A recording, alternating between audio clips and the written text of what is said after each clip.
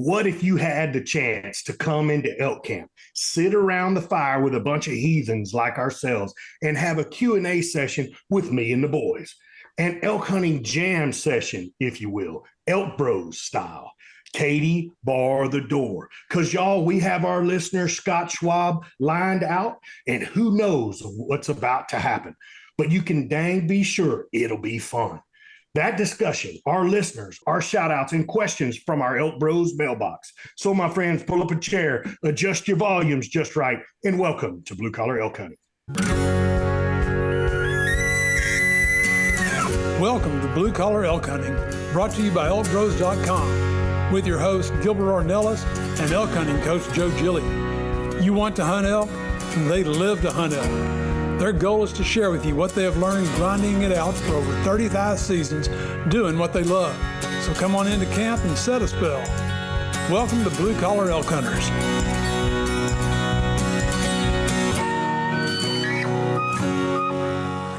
Hello there, everyone. If it's your first time with us, glad to have you. Hope you enjoy our show. And as always, for those blue collar hunters following our show and grinding it out with us every week, welcome back to Elk Camp. I'm Gilbert Ornelas, the host of your show, coming to you from Spring, Texas, and joining me today. That's right, we've got our elk coaches in the house. We've got the real deal, the Flatlanders in the house, Mr. Cole Wilkes.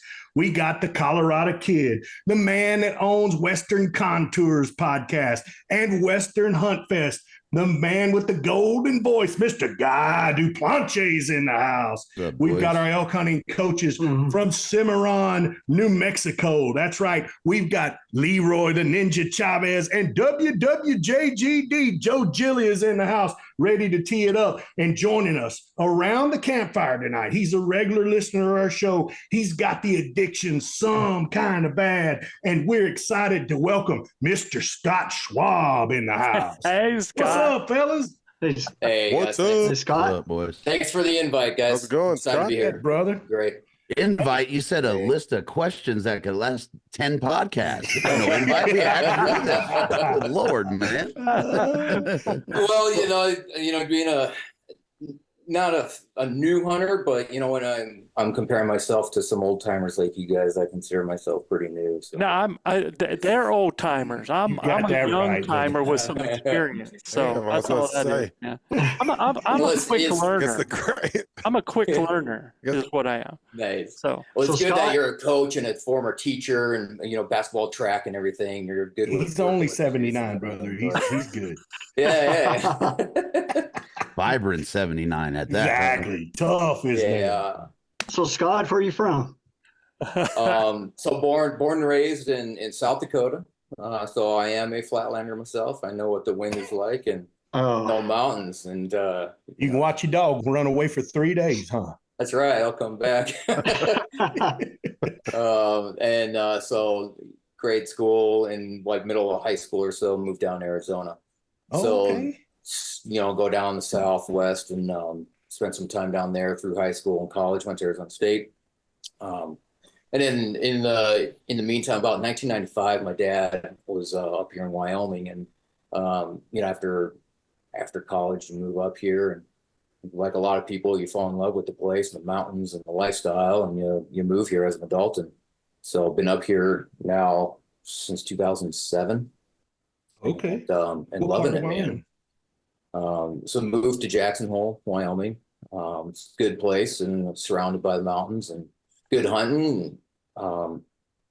Can't say much about all the Californians, but I think everybody, Boise, Salt Lake, everybody's complaining, especially COVID. After COVID, everybody wants to work remotely and everything, so they move to these mountain towns. But eventually, you get priced out, and my wife and I just ended up buying a house down a little bit south. So we're in Star Valley now. Okay. So I just want to tell you, dude, it's Wyo's fault, man, because Wyo's like, oh, we're just going to keep raising the prices for non-residents. Y'all don't like it?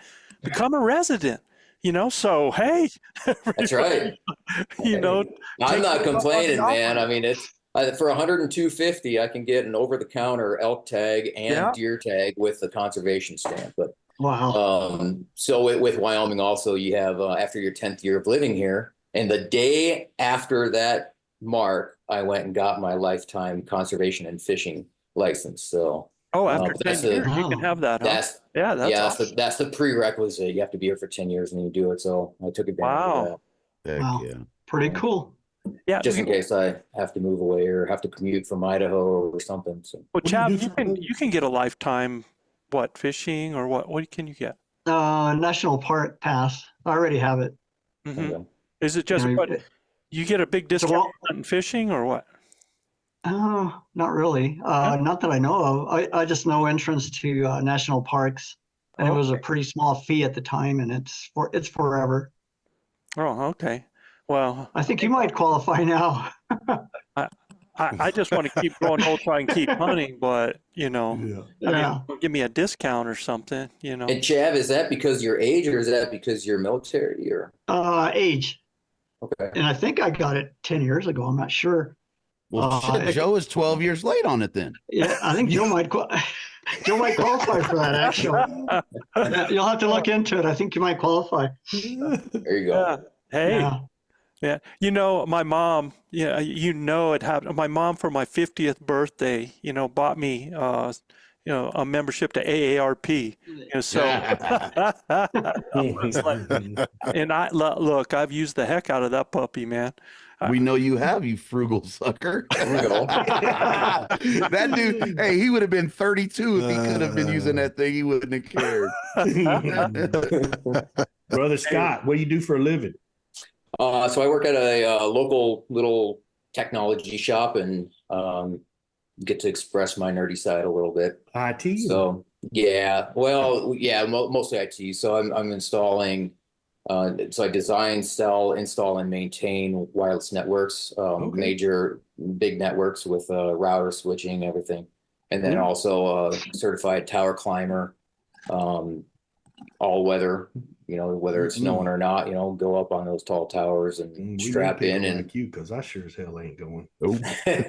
So the I just want to, on my screen, Mr. Duplantier is on the other side, so I'm like going to yell through your ear there, Scott, at this guy, because this guy's always talking about how frugal I am, right?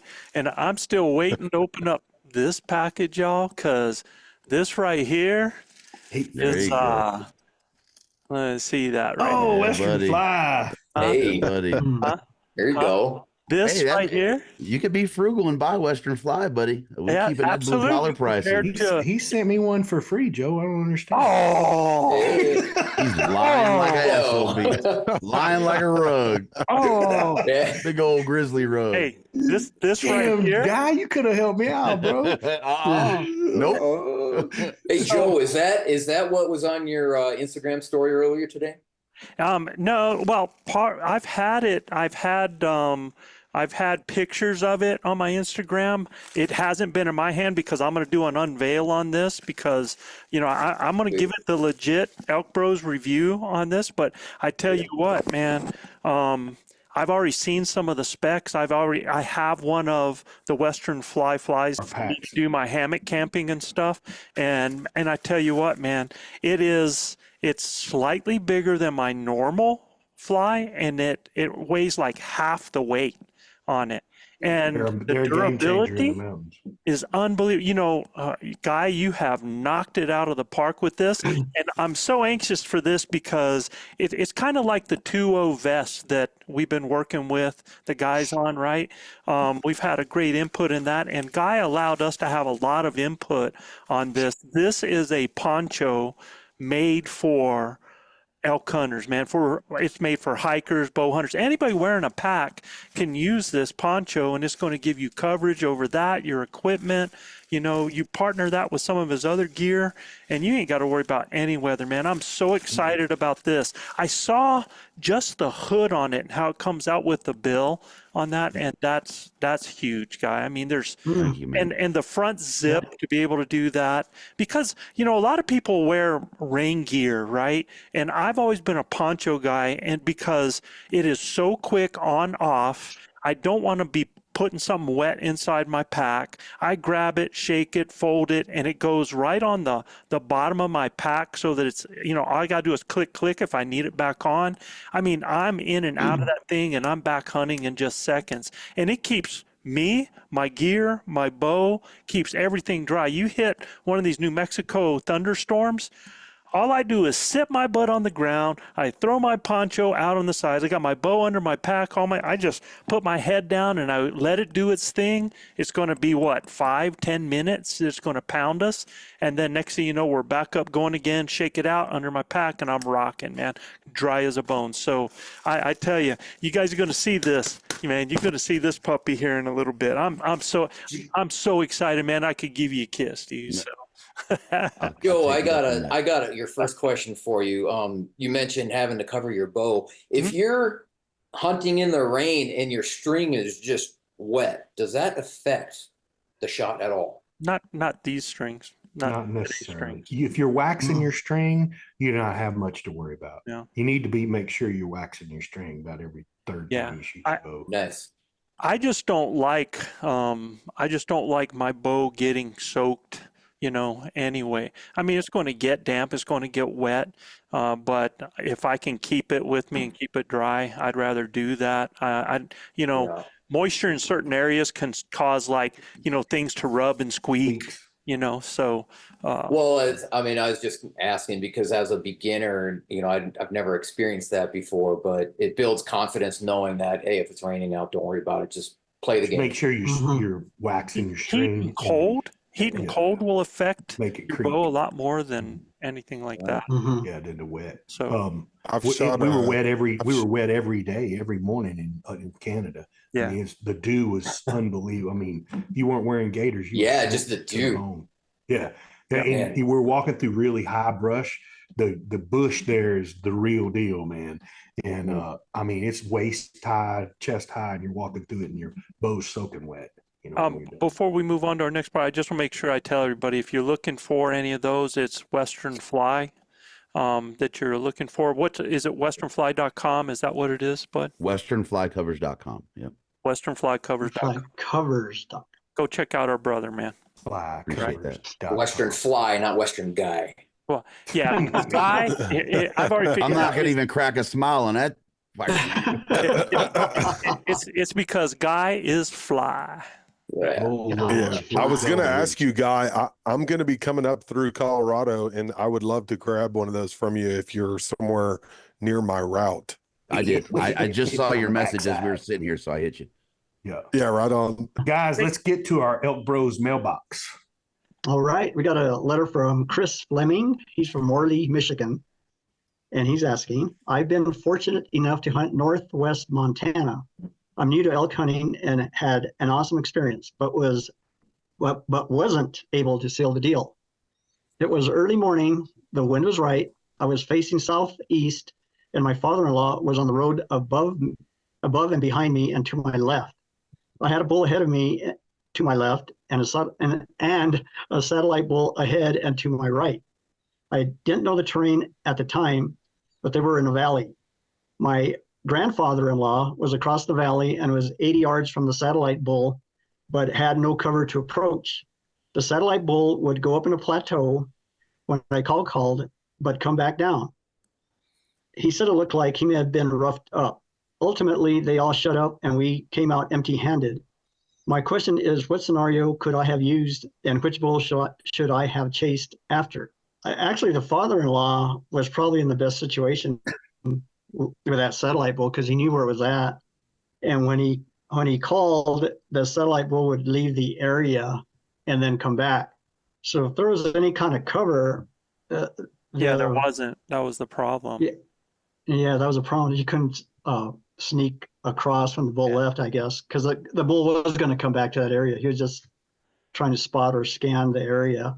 I think the thing that's interesting, Chav, though, is he's basically saying that, his father-in-law could see how the satellite was reacting to his cow calls. Like he wanted to come, but then he would turn and go back, right? So he's got one bull on one side that's most likely, from what I'm gathering here, like a herd bull. It's got cows or anything like that. Got a satellite bull on the other side.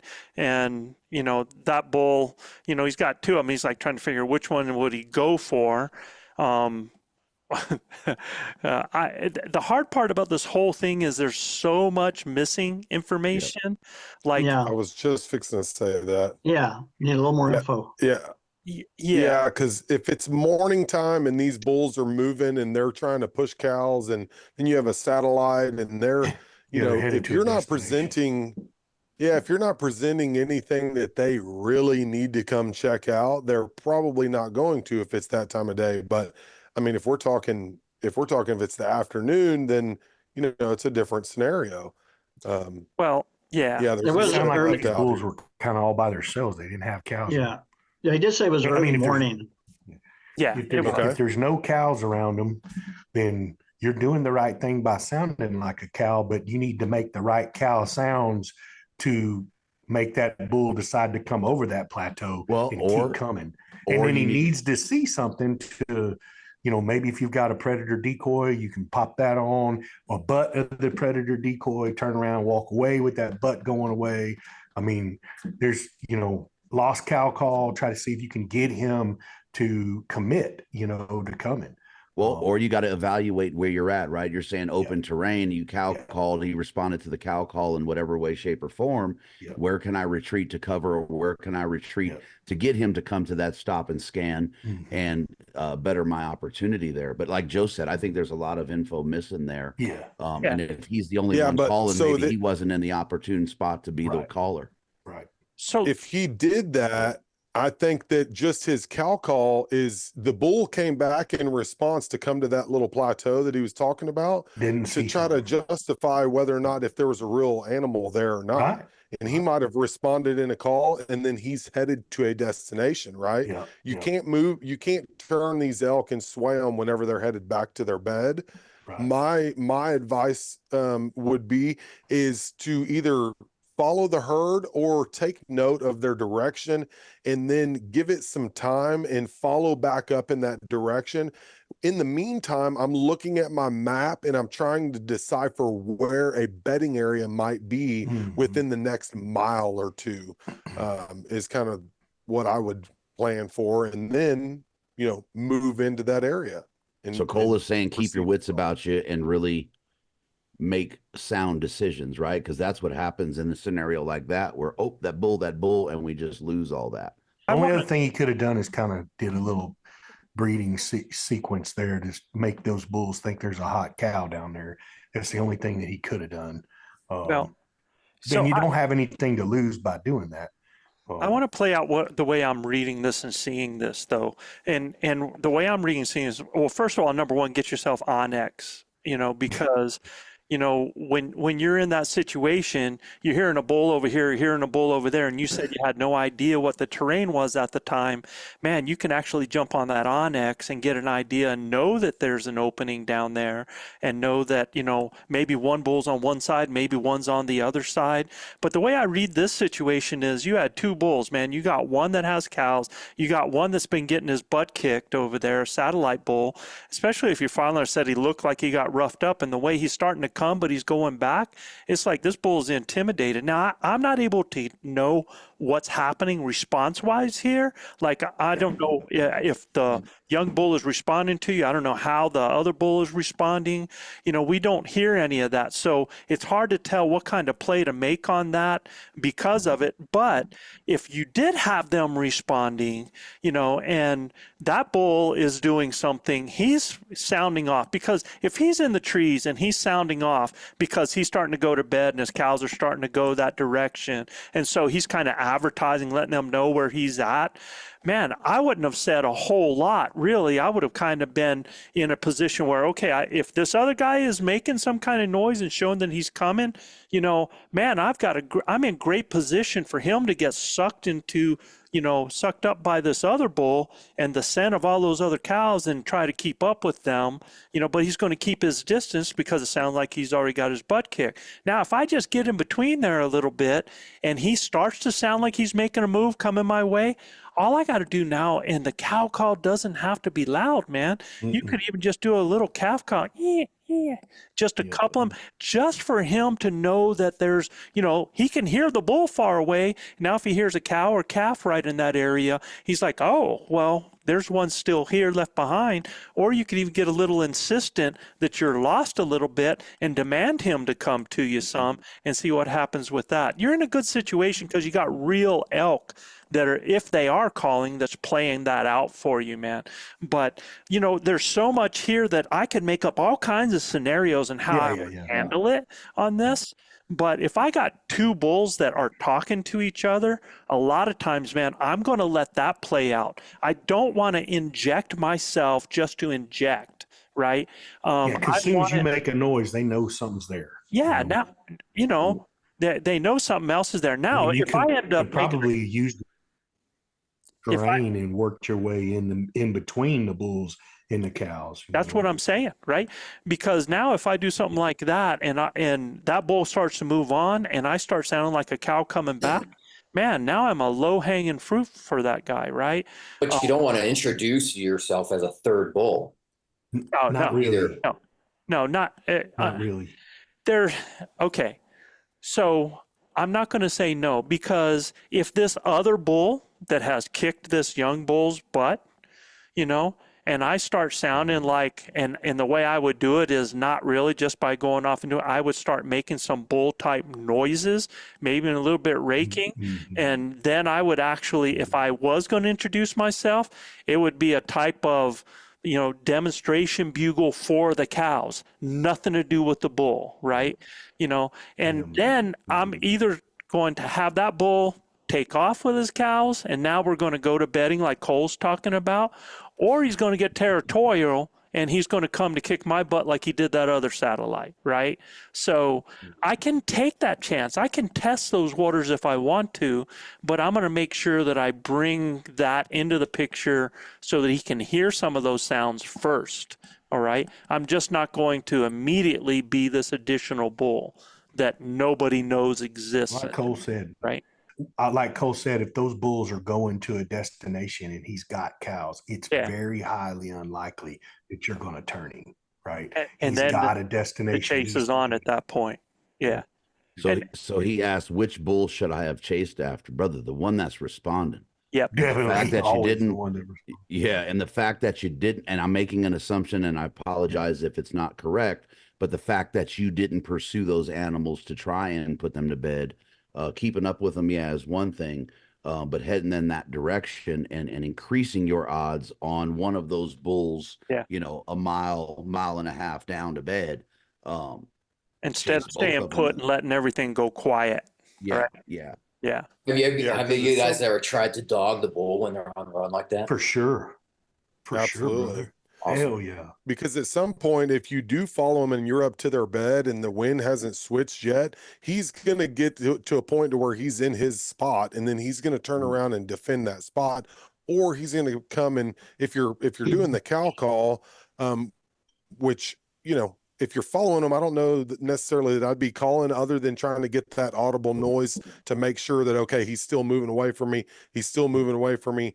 But it's a very touch and go thing. Whenever he doesn't respond back to you is the time to where you need to be like, okay, is he sitting still or did he get outside of my range? So you have to judge that and understand that he's going to get to a spot to where if you're below him and the wind happens to switch where he is getting comfortable, you're almost screwed. So there becomes a point to where I almost try to get to the same level that he is. Or past, even past him. Past, because I'm dividing myself, but I'm still keeping that communication, because at some point all of a sudden he's just going to become still and then you've walked past him a little bit, if that makes sense. So he's going that way anyway, because he's trying to keep up with cows, man. And if I was you, and I would just beat feet past him, because now no matter what happens, if his cows are moving off, you're going to actually put yourself in better position to be in that group of cows and actually get him in a situation where he's coming to you instead of going away from you, right? Hey, Cole, are you calling at all when you're going past him, or not if you don't have to? Not if you don't have to. Yeah. The only time that I call is if I'm worried that I've lost contact. I've lost his location. Okay. If I believe I've lost his location, then I'm going to try to call to pick his location back up again. And then I make adjustments from there. And you're doing a locate call at that point? Yeah. It depends on what I've introduced to that bull. So now if I'm a cow and I've presented that bull on down the hill to where I'm trying to act like this is my cow, then every time that bull makes a noise, I respond to him with my cow call, and then I respond to my cow call with a bull sound if I've already introduced that bull. And you're calling behind you, correct? Not at him. Yes. Yeah. Yes, because I'm trying to make it seem like if my cow is coming up and following the herd, I'm coming up following her. Yeah, that way I always make it want to seem like I have my cow in between a bull and me being the other bull. See, and my approach would be a little bit different than Cole's, where if I know that I have a herd bull with his cows, I would just respond with a little bit of lost cow. And more times than not, when they're in transition and going to bed, that bull will respond and respond and respond and respond. And I'm here. And you'll hear him moving away from you, but you can keep him talking so you can get pinpointed on him. Another one that you can do is you actually sound like another herd bull with cows as you're moving up, and try to sound like a bigger bull than the one that's already been sounding off. And what sometimes happens, you pull his cows. Yeah, you pull his cows to you, man. And you end up with those cows coming your way and getting a situation now where now he's actually going to have to do something, right? So I mean, there's multiple things that you can do. Yeah, Joe and I had this same scenario a couple years ago in 53. We saw a bull with about 8 or 10 cows in a field that was in front of us about 400 yards, right? And there was a creek bed on our right-hand side with trees, and we needed to get there to make an advance on that bull. So we beat feet across this field, get in the creek. They're making their way up the side of the mountain, okay? Now we got to catch them, all right? And everybody knows I got one speed, 4-wheel drive and slow, right? But we took off and went across that field through that creek, got around the side of those elk, and it took us a good while, but that bull would sound off every now and then, not a lot. And every now and then Joe would just cow call like, we're coming, right? We're coming, old boy. And we got around the side of him. We actually got on the same level of the cows and above them and didn't know it. We split them, kind of split the herd, got above them, but we still had the wind right. And Joe went to a lost cow or lost calf scenario, and that bull came in silent, but it was one of the largest bulls Joe's ever called in for me. I mean, big drop tine bull, a big herd bull. And he comes walking into our life at about 12 yards. And I kill that bull. I need 3 feet, and I'm at full draw. I need that bull to step 3 feet out. I just cannot slip it into this. It was pretty mat. Thick stuff, yeah. It was really thick, right? But I need 3 feet, and I smoke him. And Joe actually had a calf elk walk up to him and sniff his elbow. That's how close we got in there with them elk, dude. So when I tell you that you can run them down, you can, and get in the middle of the herd. And look, Joe and I were never doing anything other than a little bit of herd talk. Right. And then once we got up there, we're like, well, where'd the bull go? So he just got to making a lost cow and a lost calf. And I was mewing and he was raking. And dude, this bull, the only way we knew he was coming is we heard the rocks kicking. And then I seen these big ivory antlers coming over the cedars. And I'm like, there he is right there. And it was on, brother. But we would have never got to that bull if we didn't chase him down. We couldn't call him off of all them cows. And he was 400 and we yards. literally, okay. So I'm gonna say we kind of ran, Gil's like he said, Four-wheel drive. Yeah. Yeah. But we got across there, man. I mean, we covered 250 yards in no time just to close up on him a little bit. And then once we did into the bottom, then we had to continue to close. And the thing is, a lot of people worry about, well, I'm making noise and stuff. Well, if I'm cow calling when I'm going, the noise just adds to the realism, right? It's when you're trying to be 100%. silent and sneak in and you're making those sounds that they're like, something's wrong, right?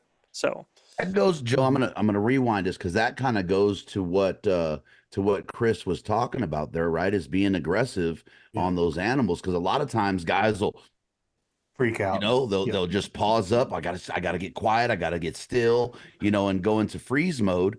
And it says a lot about just going after it. Because what's worst case scenario if you do that? You blow the situation that you weren't in control of anyway, right? So you're gonna have to put the hand of cards down on the table at some point. So I'm glad you made that statement there, because that's huge. I've seen it a ton, talk to people a ton, and it's always that lack of aggression.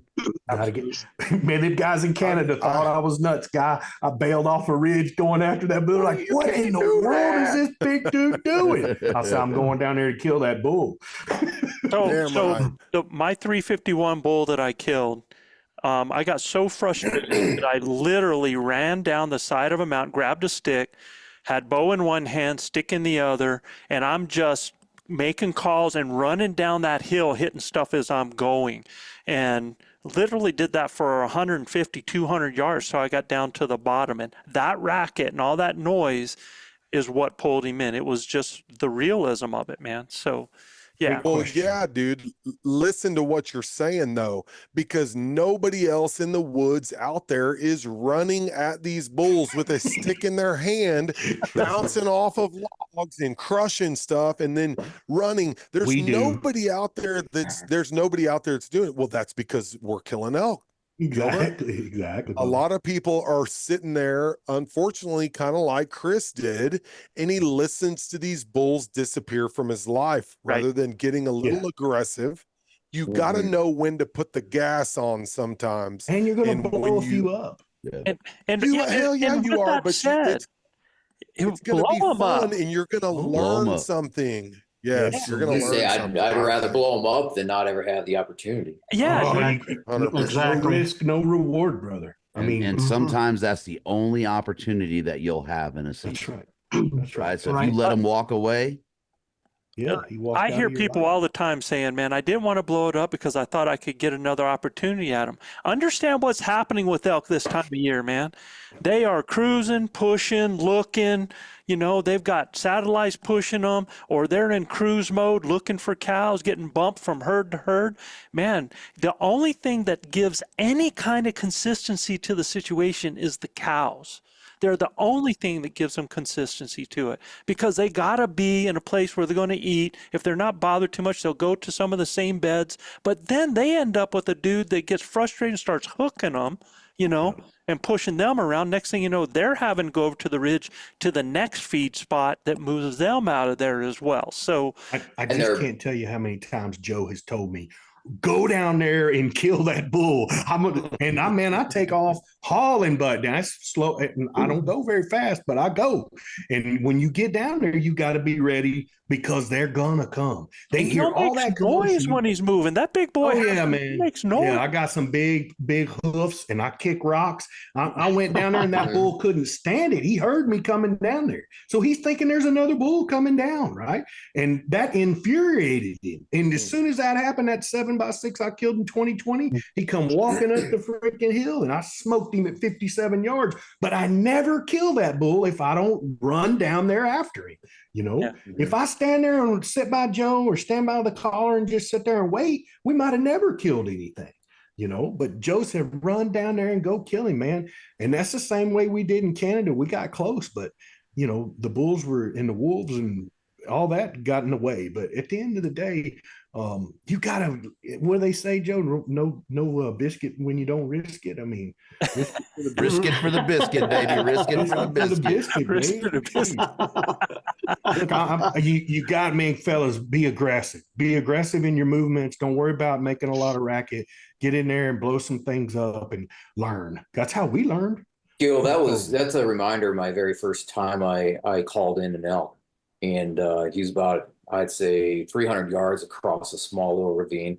I was on one ridge, and he come down as evening, so he's coming down into the wind still. Smart on his part. And as he was coming in, the sun went down, the thermals changed. He timed it perfectly. And I'm up on the other side, and I hear him coming down. He's coming down to my call, but he was smart enough to come down, because now the wind is coming down from me, and he came down. hill on his side farther than me to win me. Mhm. And instead of getting down in there and being more aggressive, I hung out, hid behind a little bush, thinking, oh, he's not going to see me or whatever. And he ended up outsmarting me. And You Never saw me. outsmarted yourself, outdumbed yourself, right? Because the first thing Yeah. that we don't do is hide Stay. behind something. Right. right. I mean, Or that's stay put when the bull's going to wind you. You got to Yeah. move, man. My first instinct as a beginner was like, Freeze. freeze, don't do anything, But that's be not- quiet. I mean, and playing devil's advocate in your defense, that is not a beginner move. Yeah. It really isn't. No, a lot of people do That's- that. And It's almost if you're so, hiding yeah. from the police, it's a good move. But if you're not elk, it don't help you out none. Be still. Freeze, sucker. You're hiding from the police. Well, guys, you know what time it is? It's time for the Elk Bros shout out. Shout out. If you're new to our show, this is just shout out for Shout followers Shout like out TC. time. Shout Our out. charts Shout this out. week, Joe. Let's get us started, Chav. Okay, as the county seat of Sampson County, our top listening city this week has a connection to the world of cryptozoology.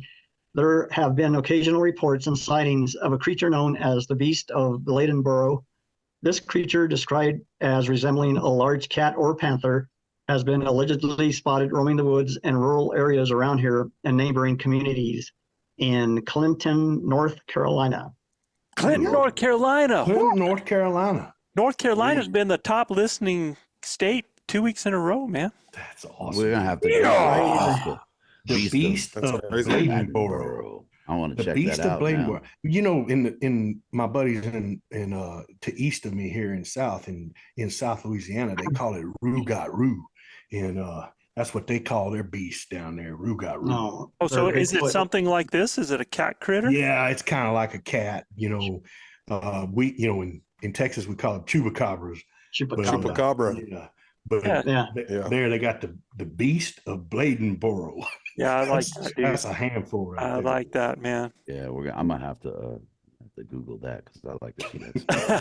He's That's the kind of shit that keeps you up in an open shelter on the mountain at night, though. I tell you that. So I always guys, a found- cryptozoologist, huh?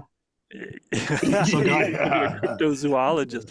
Yeah, I always found out as a kid of all that stuff that scared me, like the Beast of Bladenboro and all that stuff. It was just Grandpa. Yeah, Yeah. They're your big brother. That's funny. Yeah. Guy, Guy, you're up next, baby. Oh, hold on, I gotta get Google out of the way. Gotcha. He's Googling. Our next top listening city is bordered by Lake Michigan to the east and about 10 miles south of downtown Milwaukee. Their wastewater treatment plant gained unexpected. Why the heck would you give me this one, bro? This is done on purpose. Absolutely. Their wastewater treatment plant gained unexpected fame in 2012 when a large number of fish, particularly carp, were congregating near its discharge pipe and seemed to be behaving as if they were intoxicated. Even though investigations found no evidence of toxins in the water, I call BS on that. Yeah. The mystery of the drunken fish remains a mystery in the town's history. Oak Creek, Wisconsin. Oak Creek, Wisconsin, man. Cheesehead show up. There has to be something better about Oak Creek, Wisconsin than doo-doo fish. Hey, it's an interesting story. Nah, you were just Drunken giving me fish. the one. I'm sure Oak Creek is a great place, and I just want to know who was drinking around this discharge pipe because, man, it's Drunken fish. drunk Yeah. fish. It was the Sound like a Chinese floater restaurant. fumes. Yeah. You are. Confucius say, man I'm who gonna- fly upside down have hairy crack up. I'm going to take us out of it, man. Up next, how about a ghost story, y'all? See, Guy, you're not the only one. In our next top Let's list, say ghost over doo-doo fish. Drunk doo-doo fish. in our next top listening city, there have been numerous reports of a ghostly figure, often described as a woman in white, appearing near the site of a former Onondaga dragway. Legend has it that the dragway ghost is the spirit of a woman who tragically lost her life in a racing accident. Some believe she continues to haunt the area, perhaps seeking closure or warning drivers of the dangers of reckless racing. In Onondaga, Michigan. Onondaga, Michigan. Yeah. Hey, I tell you what, you got to see the picture of the beast of Bladenboro. It's like wolf/cat. Wow. Chupacabra, man. Nah, this thing looks gnarly, dude. This one will bug me at least 2 days this elk season. Yeah. Hey, Gil, Let's I go want you to hunting go for check it. out. I want you to go check out the ghost at the dragway, bro. I know you. Man, I'm out. I ain't doing none of that haunted stuff, dude. What's No a drag haunted queen stuff, ghost gonna dude. do? Yeah, there's a place in close to Joe that's got a bunch of haunted rooms and stuff, and it's the real deal, bro. If I told y'all what happened to me, don't stay in room 10 at this hotel. Is that place we ate at? It is all get out, brother. I thought it was 31. I couldn't even bro. You sleep keep in there. changing the number. I thought. I'm it was sorry. 31. I'm sorry. You're right. It was 31. It was Okay. room 31. My bad. It wasn't 10. All right. Room 31. No, it wasn't that place we ate at, brother. Yeah. That y'all ate. If y'all went to the hotel over there, I just want you St. to know, James, like, it's different. Gilbert Different pulled a ghosts. gun on a ghost, right? I pulled my gun out and slept with my dude. When somebody sits down on your bed in the middle of the night, bro, You get naked. huh? You get naked. Yeah, well, I was already half naked, and somebody sat down on my bed, dude. It was the most god awful thing. I'm telling you, bro. So Gil, The you're spirit telling world's me crazy. you're telling me then that you'd rather sleep and hunt solo in grizzly country than be in a haunted room? house. I don't know, man. I Oh, think I'll I take deal that. with the haunted Take that room, any day. but the grizzly bears. Oh my God. So Gilbert, you were naked and afraid? I was damn sure naked and afraid. That's right. T-Nag. Yeah. Oh, T-Nag. That naked and afraid guy. All right, Cole, you got the last All one. right, y'all. The last one. The mural capital of Los Angeles, our next top listening city, is referred to as the heart of the entertainment industry for television, film, and music production, with many actors, writers, and artists calling the area home. Also known as the Valley Triangle or the Bermuda Triangle of Los Angeles, this area has been the subject of numerous reports of strange occurrences and unexplained phenomenon. North Hollywood, California. We're ready for Oh, Hollywood. man. North Hollywood shows up. Hollywood. Dude, Man. we've made it, boys. We Did made you it to get- Hollywood. Yeah. Dang, did you give me that for a reason there? You guys know Yeah, I'm part just of like you gave Hollywood. me No, man, we ain't Fish, big bro. dogging you, bro. Gonna have to nickname me Hollywood now. Yeah. Yeah. No, No, dude. he's just and- straight cold, brother, to us. Look, if you don't think you're going to see strange occurrences and unexplained phenomena in Hollywood, man, I like all these stories. This is I awesome. will- The Valley Triangle, Bermuda Triangle of LA, crazy things happening. I think most of that happens because it's just Hollywood, special effects. It's not real. No, right? it's real. There's a okay, just for the record, there's a spot just east of there that I was hunting Uh-huh. when my boy was little, and we'd go up there, and man, we'd walk through, and it was an old fire burn area, and it caught fire in like the 30s, and they had all these cabins and stuff, and man, I ain't never walked into an area in the woods and got the EBGBs and the hair standing on my neck and crap, man. Like That's walking real through there. stuff, guy. It was, That's man, I don't spiritual. know how to explain it. It was Yep. like woof. It's real Go in there, stuff. My wife would have a ball hanging out with y'all too. I'll tell you what. She watches all those dumb ghost shows, and there ain't one of them, dude, that can That show see me a a ghost. freaking ghost, man. No, I won't say they're ghosts, but they're definitely spirits, man. I don't know what it was, Real but it deal. gave me the EBGBs enough for I would never went in there How do you again. spell that? EBGBs, man. Just like that. Yeah, because of EBGBs You out from the spelled it West right, bro. Coast. In the heart of the Texas, we call it heebie-jeebies, right? He heebie-jeebies. Whatever it is, Heebie. heebie-jeebies, EBGBs, I don't care how you spell it. That sucker had my hairs was standing all up back there. That's how it got me in that dang hotel, brother. I'm telling you. When Yeah, you pull still a gun haven't- when you pull a gun on the dark, something ain't right. You hear me? You hear me? You're I'm laying flat on your back, and you look up, and there is a gnarly looking critter looking down at you, dude. That ain't cool, man. I got chill bumps all over me, bro. Oh my God. You know, what kind of round, Scott, you load shells and everything. What kind of round do you recommend for a silver bullet? So yeah. It's not the kind. If that song gun would have cracked a smile at me, it'd been on like a body neck bone, dude. All right, man. Let's get all of our listeners to what they're waiting for. I hope y'all enjoyed this. This was a great time with these cities here. And I want to thank all of those listeners. North Hollywood, that's a first for us, man. That's so cool. Cali in the house. Michigan, Wisconsin, North Carolina. All of our listeners out there, man. Y'all make us who we are. We so appreciate this. We get to learn something about y'all. We have a little bit of fun, and I hope you guys enjoy that as much as we do. And in all honesty, directly from my heart, man, you don't know how much we appreciate all you guys that listen to us and become part of what we are trying to do and just help you guys shorten that learning curve and have some special memories. So thank you, man. Tip of the ElkBros hat to y'all. Okay. Yeah. Joe's pining for West Hollywood. So boys in West Hollywood, get Joe those emails and get that going there. North Hollywood, bro. North Hollywood. I know. I'm waiting for a call from my agent. All right. I just, okay. Cole Wilkes put in a word for me. Yeah. I got you. What are you trying to play? Colonel Sanders or something? What's going on with that goatee? Scott, we haven't really, we welcomed you at the beginning, man. Welcome to the campfire, man. I know when you came on, before we got on, all of us are going at it, and you're just like a deer in headlights, man. Just like, I don't know about these guys, man.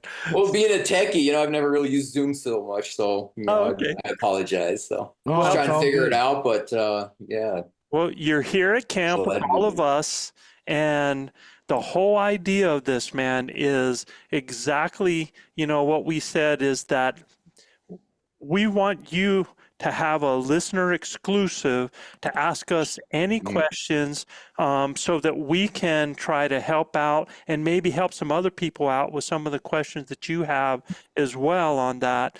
And we want to do the best we can to share what we know. So it's just like we're around the fire. We're just sitting back. Cole's already had a couple of drinks, so he ain't saying a lot right now. So that's all right. You get a chance. You get a chance to just step up and say, guys, I'm. What do you think about this? All right, so bro, let it fly. If you like what you hear or see, you can get all of this information plus so much more from our base camp elk hunting training camp. This course will be like nothing you have ever experienced in concept and structure, using success-based coaching techniques that will elevate your confidence and skill sets, allowing you to see, visualize, understand, and relate every coaching point to what lies ahead, the next step, the next thought process, the next success. So if you are looking for that one thing to help you fill that tag this year, invest in the most important piece of equipment there is, you and your elk hunting knowledge. You can find the Blue Collar Elk Hunting Academy and the Base Camp Training Camp at ElkBros.com. That's ElkBros.com. Keep dreaming of the screaming, believing in achieving, and most of all, keep grinding. Well, we were doing a podcast a couple weeks ago, and we left off with a few things. In that podcast, I explained how I lost a hunting buddy, and your listeners can go back and listen to that. But long story short, so my buddy Mike Bright, he was an old timer, former Marine. He ended up passing away from cancer. So since then, it was about a year and a half ago. So last hunting season was my first season trying to find some new hunting buddies and hunting alone and trying to figure out life without my hunting buddy. And that, I know you and Chav have been hunting buddies for a long time. So I feel like my relationship with Mike was like you guys have that, you know each other, you know each other's body language. When you're out hunting, you know each other's sign language, you know everything. I mean, it's like a marriage, you know. So my question to you guys is, if you were in that position where you lost a good hunting buddy or multiple, how do you go about choosing a new hunting buddy? Or if you're a new hunter to the game, you're a beginner, who would you choose as a hunting buddy? You know, the skill set. Do you hunt with somebody that's older or younger or the same age or the same skill set, or do you choose to go with somebody that's more experienced? Like, especially as a beginner, do you choose that more experienced person that's going to show you the ropes? Well, so one, why wouldn't you just go solo? Two, I think that question depends on the type of person that both of you are, right? If a guy is a follower, a leader, somewhere in between, right, that can have an adverse effect on that hunt, in my opinion. But why no mention of solo hunting? Just out of curiosity. So myself, I've been hunting since 2009 or so. I've hunted solo many times because I usually go out like in an evening after work or something, and I want to hunt at my own pace or whatever. I mean, that's not off the table either. So would you go solo, or would you choose to be with somebody or hunting buddy? I think a lot, especially if you're a beginner. Up here, I think it's more of a life decision. Do you want to hunt solo in Grizz country? Me, I choose not to. In this part of Wyoming, if you go north, you're in Grizz country. If you go south, you're not so much in Grizz country. So I mean, with Grizz country, right, solo or with a partner, you're still at risk. That's a false sense of security. But it's still a sense of security. Right. Know? But I know plenty of guys in wild that hunt solo, you know, all the time. I mean, it's harder. At least I could outrun Chav, man. A bear got him in the leg. But Chav's a ninja. The bear couldn't find Chav if he wanted to. Chav said, "Nah, when I shoot you in the leg, you ain't out." I want to give my 2 cents real quick. Yeah, go for it. So I have done the solo thing, and if I'm just trying to kill an elk guy, 100%, dude, I'll bomb out solo. But I've adjusted my elk hunting, honestly, since the first time I went with the ElkBros, and I had so much fun in the camaraderie of having all the guys there, or even just having a dude that I like hanging out with and spending time, like Eric Aragon, right? I don't give a damn what the hunt is. I can go solo if I absolutely have to, but to me, this is a time to where, man, you spend so much time not killing elk that it's the hang that is so much fun, and the camaraderie to me now, that I don't really ever want to plan another elk hunt where I do solo, to be honest. And I'm the opposite. I'm the exact opposite. Okay. I love the camp experience, but if I had my choice, every season after season, I'm going solo. There's something about being there and laying it all on the line. I have no one to blame. I have no excuses. Oh, Cole, did you come to that decision after you hunted with us in our camp in Colorado? Yeah.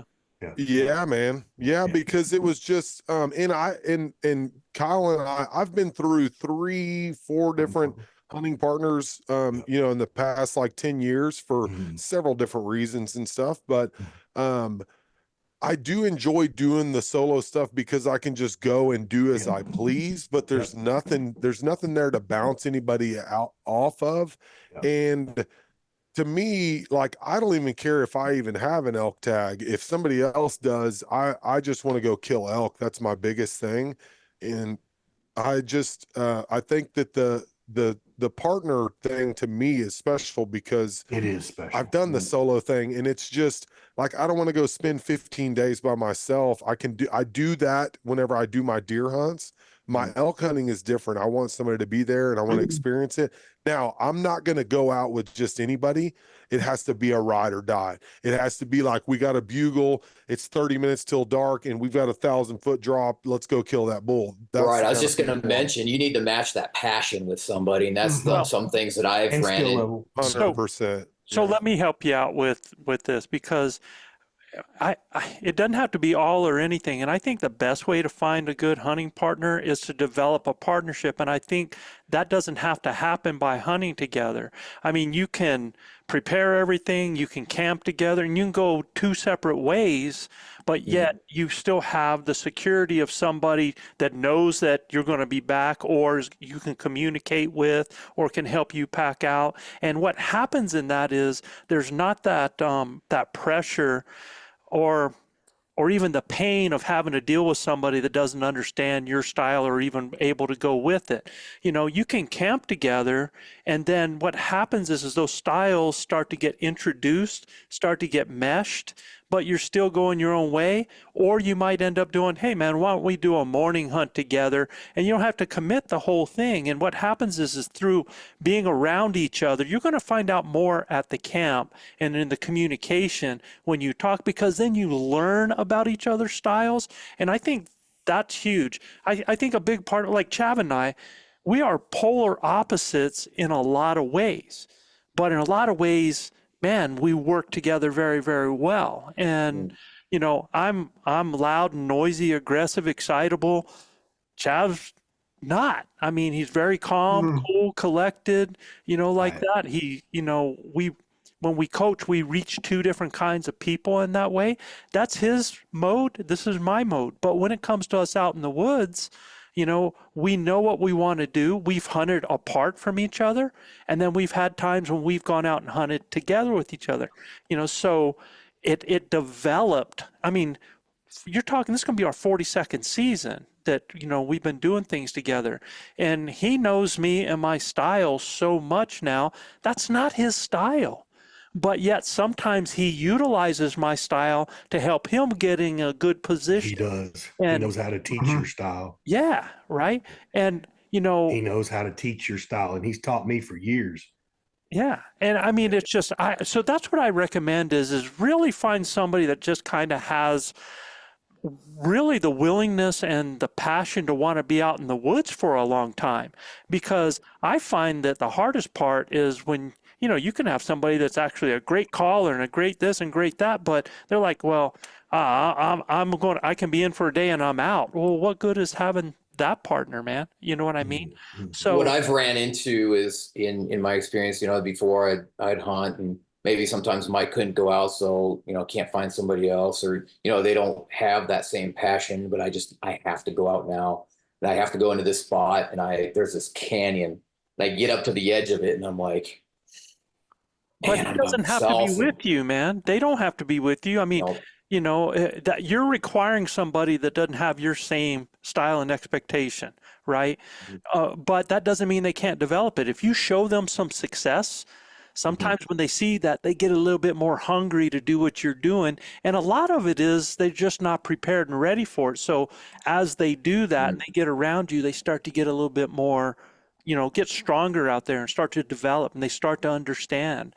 And then you bring them along, and you might learn a lot. I've learned a ton from Chav, man, about patience and about, you know, sometimes sometimes you just got to shut up, you know, and let things happen in front of you. But, you know, Chav, for you, I mean, we've been around each other for a long time and been partners for a long time, and you've worked with Gil and different guys.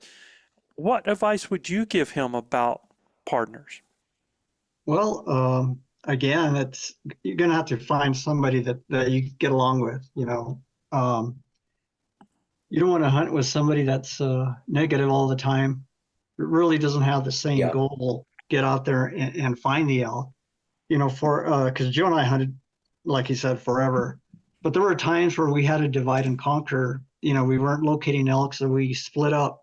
And I know what he looks for in an area and vice versa. So by doing that, we covered a lot of area.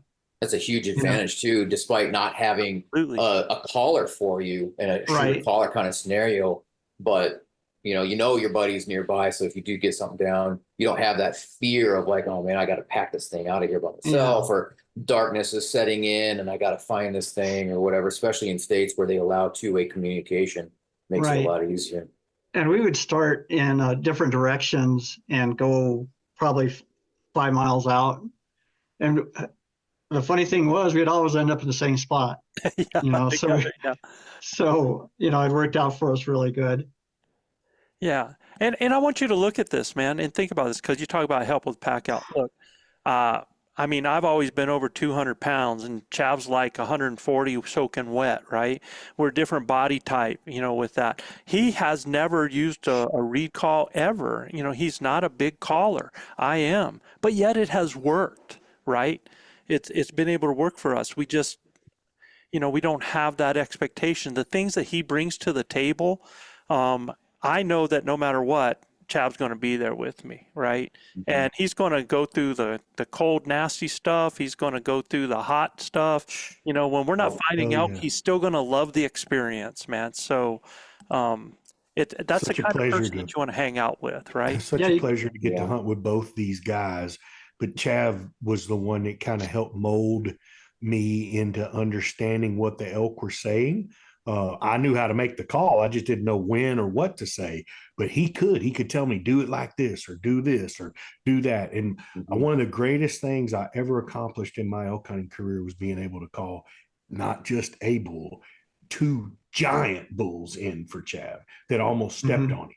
So that was one of my, I mean, I've killed a lot of elk and have done a lot of things, but one of the greatest moments in my elk hunting career was being able to call Leroy, the Ninja, Chavez in 2 giant bulls. So it was really cool to be there with him. And he is that the calm through the storm kind of guy, and and he also knew what my capabilities were and pushed me too. I mean, we climbed a hell of a mountain that day to go get to those elk, Yeah, we did. Had to come down. It seemed took us 10 days to come down. So, I mean, seems like it.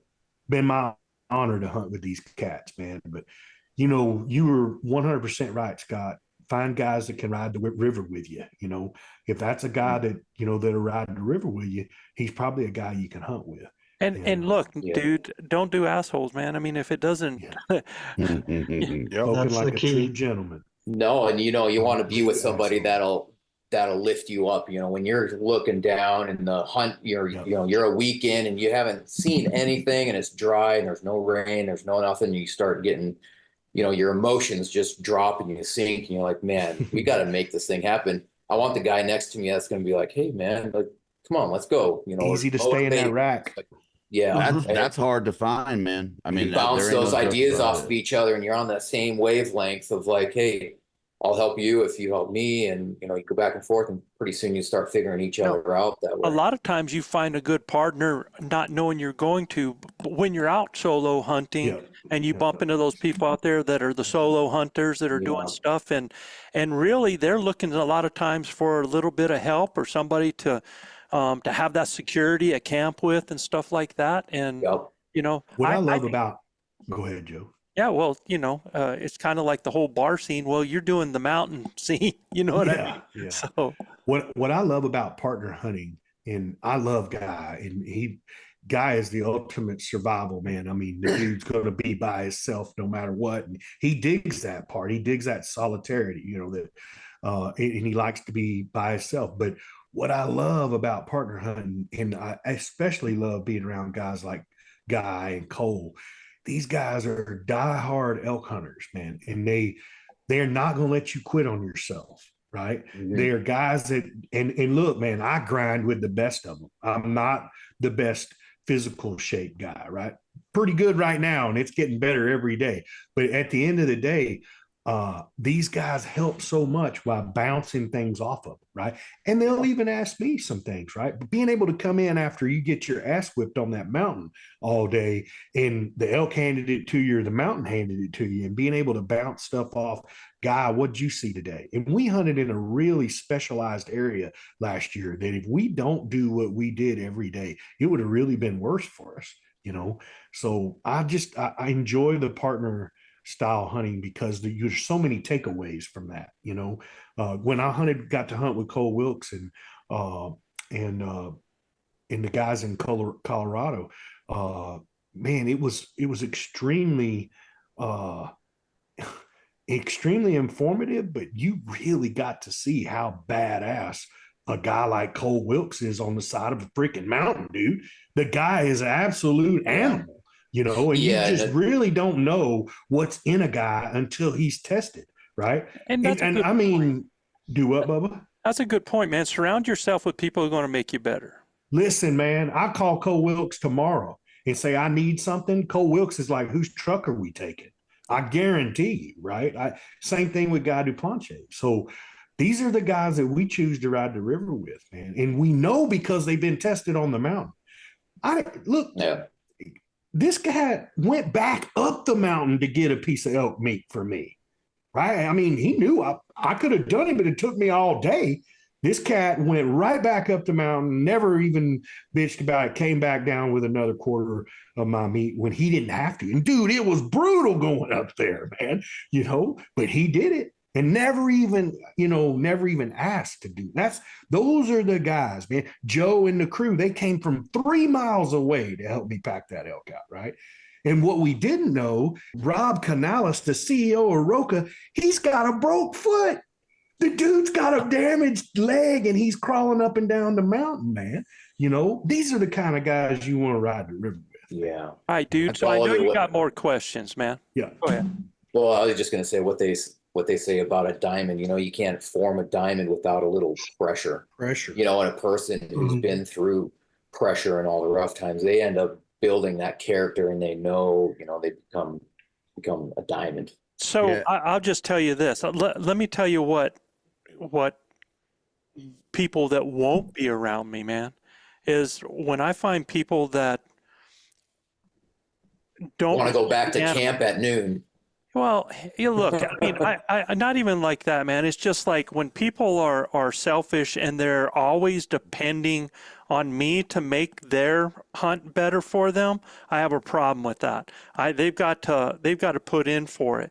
And when they're not willing to jump in and be part of the team, you know, if they're just pure selfish, they don't last in my camp, man. It doesn't happen. Well, you can see that in their body language. You know, I've been with some guys that are, you know, just hiking along. They're kind of out there on a hike. You can tell, like, if somebody's in the moment and they're hunting and they're becoming a predator out there on the mountain, there's a difference between those type of guys and then the guys that are, you know, just kind of hiking along and you're standing there trying to glass and spot and take your time and really find animals, but they're sitting there taking selfies and taking pictures of the scenery and just not really helping. They become luggage and, you know, just a hiker at that point instead of a hunter. I think another way to answer all these ponderings is understanding the hunter you are.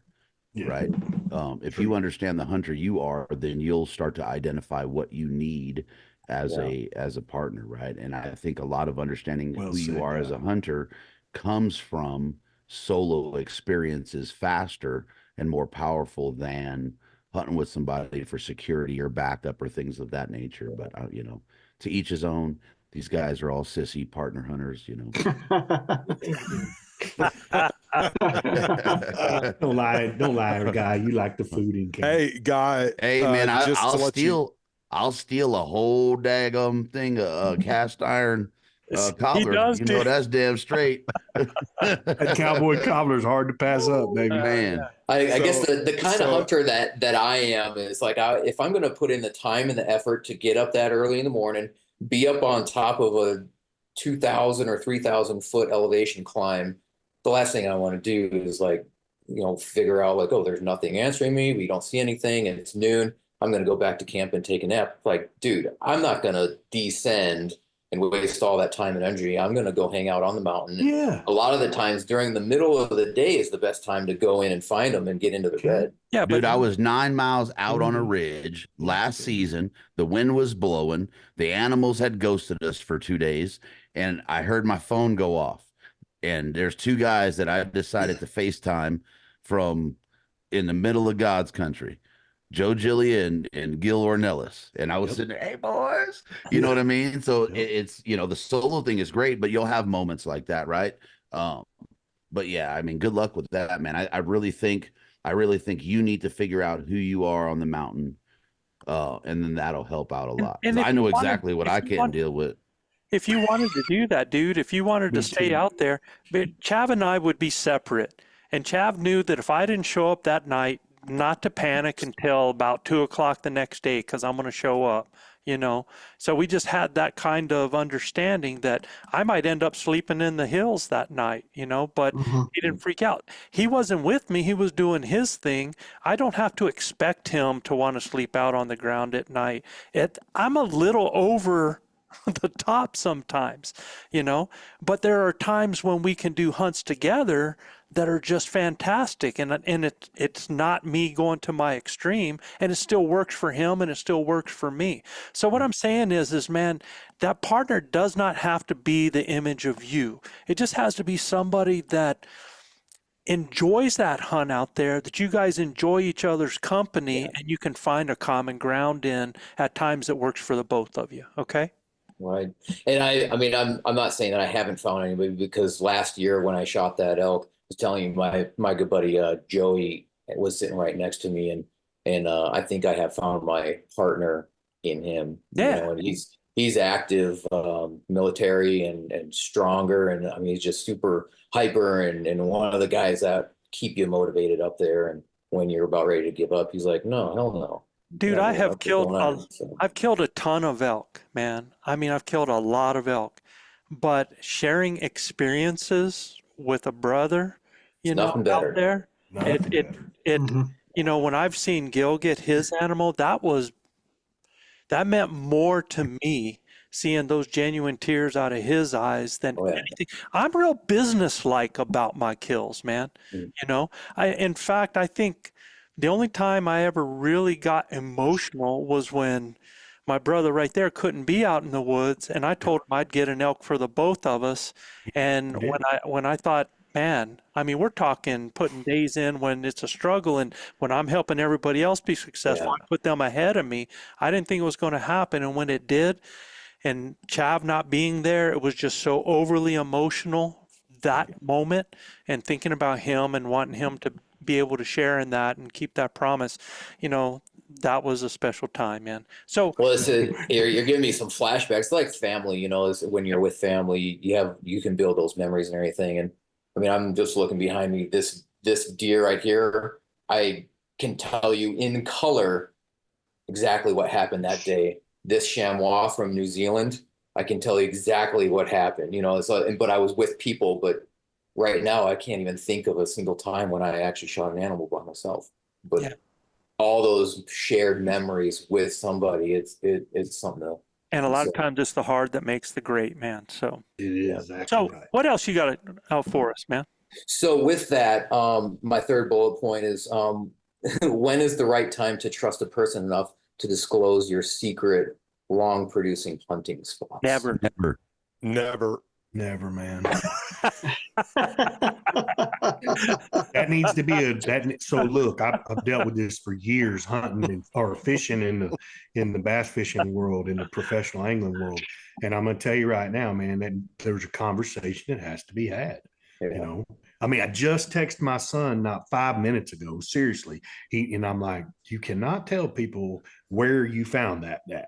Do not tell other people. He's wanting to bring his partner in there and go fish.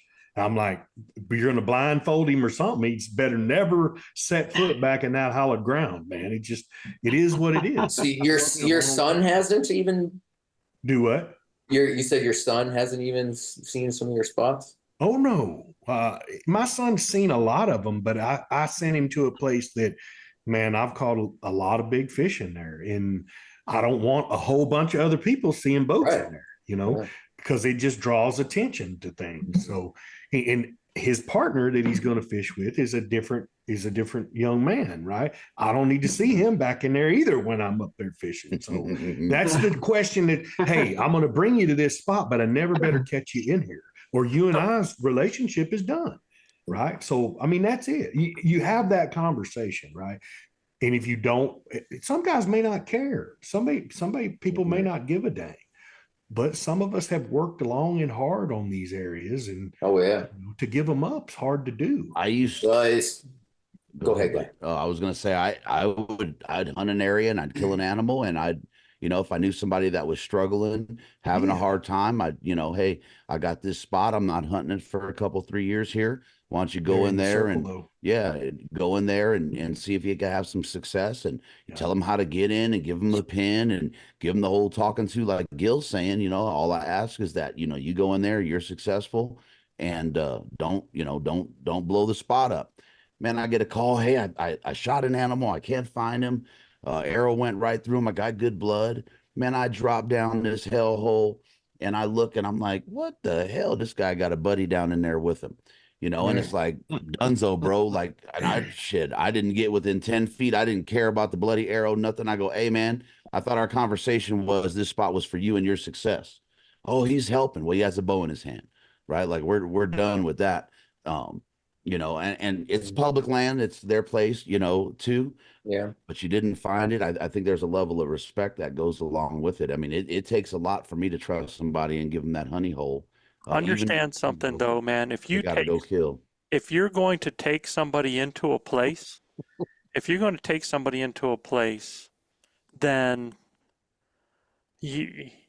that's on you. Yeah. Because there is no way in human nature that they've gone in there that they're not going to want to go again. So you would just be prepared for that. And here's one of the things that I've consigned myself to. I honestly believe the same way I did in sports.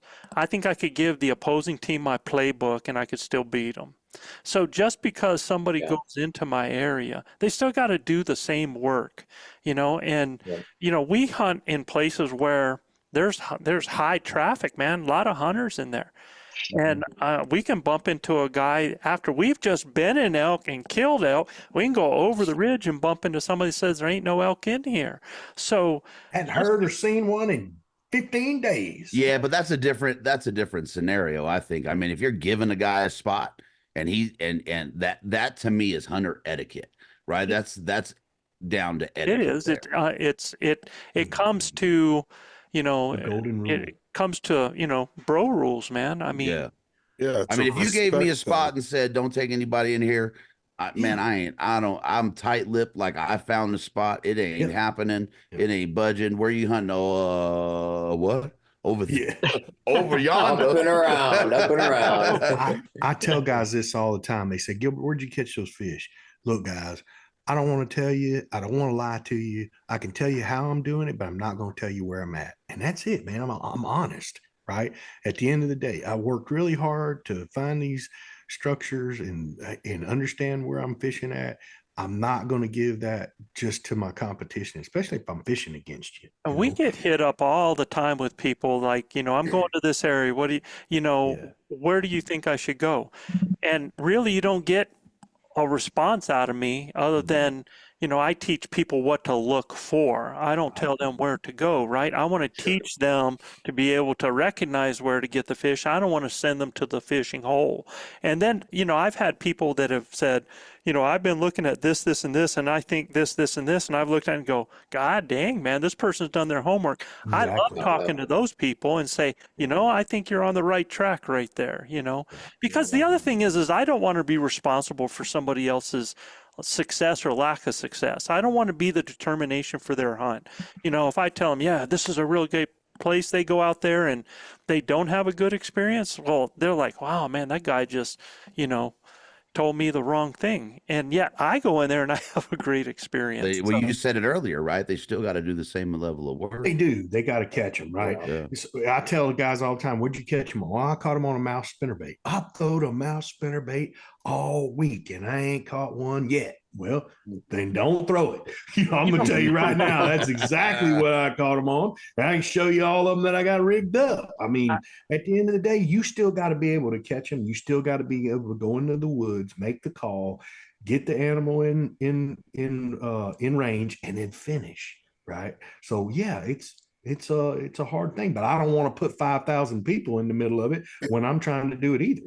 And you know what, Scott? I think when they're sharing with you as well, I think it becomes a different story there. No doubt. No When doubt. you're helping each other out and they're sharing and you're sharing, well, then there's some skin in the game, man. Well, I got because Who's sharing the bogus spot and who's sharing the good spot is my question. What did Carl Calling Gamage? BS. What did Carl Gamage say, Joe? I can't guarantee you will kill an elk, but I can guarantee you won't. I got plenty of gar holes. That's right. Yeah, I mean, I think that's when the time is right. I mean, you can tell when they're doing work as much as you are, and it's each other helping each other be successful. That's part of the fun too. I think that the hunt never ends, like reloading, all your e-scouting, everything. But then also it's like going up to a game warden and being like, hey, where'd the elk at? They're not going to tell you, they're going to say BFE. But if you go up with the right questions and you say, like, hey, the elk are doing a certain thing this year. What are they feeding on? Where has the moisture been? And you start asking smart questions to figure out the puzzle yourself, because every year is going to change.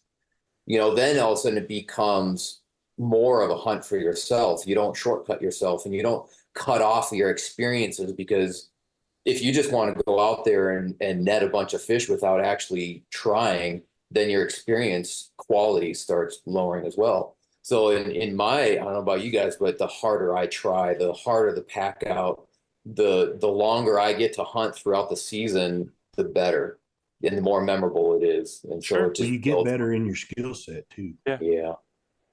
Next, so this is a little bit different. I could just read this out. I've been taking some notes. I tend to fill tags every year, but how should I go about advancing my understanding, my skills as a hunter? And I said I've been focusing on learning how to call, studying the animals and their migration patterns of the local areas that I'm hunting in, learning what they feed on, understanding the weather and the moon effects, that kind of thing. Mm-hmm. So, so I don't know if that's really a question, but how do I take it to the next level? Because I still feel like go about advancing your calling and stuff. Well, all of it, going on to the next level of like feeling like, hey, I'm a beginner and I feel like I just luck out every year, as opposed to now I'm purposely finding the elk. I'm purposely going out there and making it happen. We ain't looking out in this game, but I was going to say, you got to get rid of that mindset first off, right? Because it's not beginner's luck. It may be a thing, right? But it's not year after year after year after year. That doesn't happen, right? You're doing the right thing. You're putting yourself in the right position. You're playing the right game. And that's what's lending to your success. It's not just blind luck, right? Whether you're not noticing your advancement or not, it's not blind luck. So don't put that on yourself and take. I'm not really down on myself, but at the same time, the one thing that I blame for the success is my persistence. I'm lucky to have the time, and I live where I'm surrounded. Sometimes that's all it is. That's all it is sometimes. And listen, man, persistence is part of it, but you got to understand something. I don't give a damn how persistent you are. You're only as good as the area that you're hunting in. If I'm fishing in a lake that ain't got no fish in it, I can fish all day long, but don't mean I'm catching anything. But if I'm hunting in an area that's void of elk and there's no sign, and I don't give a damn how good a caller I am. I can make a bull made of black stump, but at the end of the day, if there ain't a bull around there, I'm not going to get him. You know what I mean? So understanding the part about finding the elk first, that's the main thing. And then, I think everybody on this podcast will tell you that the most important thing you got to learn how to do when archery hunting elk is call, baby. That's the most important thing you got to do. And the other thing is find them to call to them. Right. So a segue into that, the next bullet point I have is learning the type of vegetation and doing your preseason scouting. What are you looking for in order to find them? Because I think that's 50%. Water, food, and bedding areas. And sex, right? I'm looking for cows, dude. I mean, I want to find a lot of tracks. I'm not looking for I'm not looking for single tracks. I'm not into bulls. I want to find out those best Where are you going to find areas. them cows, Joe? What's that? Where are you going to find them cows? Yeah, I'm In the gonna best find their feed food. areas. Yeah, I want to look in places that are going to pull them to it. It's going to be feed, it's going to be water. And what I do, bro, man, and you can ask Cole Wilkes. I mean, he's been with me on a run, man. I mean, when I get into an area, I get in either on my four-wheeler or ATV or whatever, and man, I'm hitting every doggone two-track I can. I'm going around, I'm looking for natural saddles from one area to another that crosses that road. I'm looking for any kind of attraction to water, and I'm looking for tracks. And a lot of times I'll even get off and hit side roads on there that might be blocked off, or side trails, and just getting on those, because sometimes those critters will be staying on the sides crossing rather than going across the road. I'm looking at any time there's a puddle. I'm looking at every puddle in any kind of dirt road that there is. I'm looking for tracks. Tracks or trails coming in and out. Absolutely, Trees blowing dude, up. man. Fresh doo-doo. Fresh doo-doo. And And you can't do that on Google Earth, right? Or on X or whatever you're using. I mean, you have to get boots on the ground. there's You some can- things that you you can can do look there, at- man, because I mean, you can get on Google find Earth, the you water. can find areas that has got water that levels out more and gets better grass and gets greener. You can see some of those green areas on there, and that tells you You can see something. the saddles and on that. corridors too in the from Absolutely, fat maps man. and all of those things. Scott, Renaissance. Tronos, Yeah. baby. are you so Scott, do you have a local unit that you are or that you're concentrating on there in Wyoming? Not necessarily. I mean, Wyoming's pretty good for us residents. We just get the general tag and hunt pretty much anywhere. So I try to scatter my strategy, and I go and my backyard climbs 5,000 feet. And I can go drive 2 hours from here and be in the same unit, or I can go a little bit farther and be around on the other side of that same mountain range, or go up north of Jackson Hole and be in Grizz country. And that tends to have a little less competition with your general hunters, but then you have more guides and that kind of thing up there. So you're competing with the horses and Sure. the guides. But so I mean, it's Gil, it's like you with fishing. It's not like you have a secret spot per se. It's where the fish are biting, right? If you see them on your gotta find 'em. fish there, once you find them, Yeah, then you're but there. I guess the point that I'm trying to get at here is I being in your situation, like I don't have the convenience to hunt the same exact spot every year or have like a general tag. I don't even know what state I'm going to be hunting most of the time from time to time.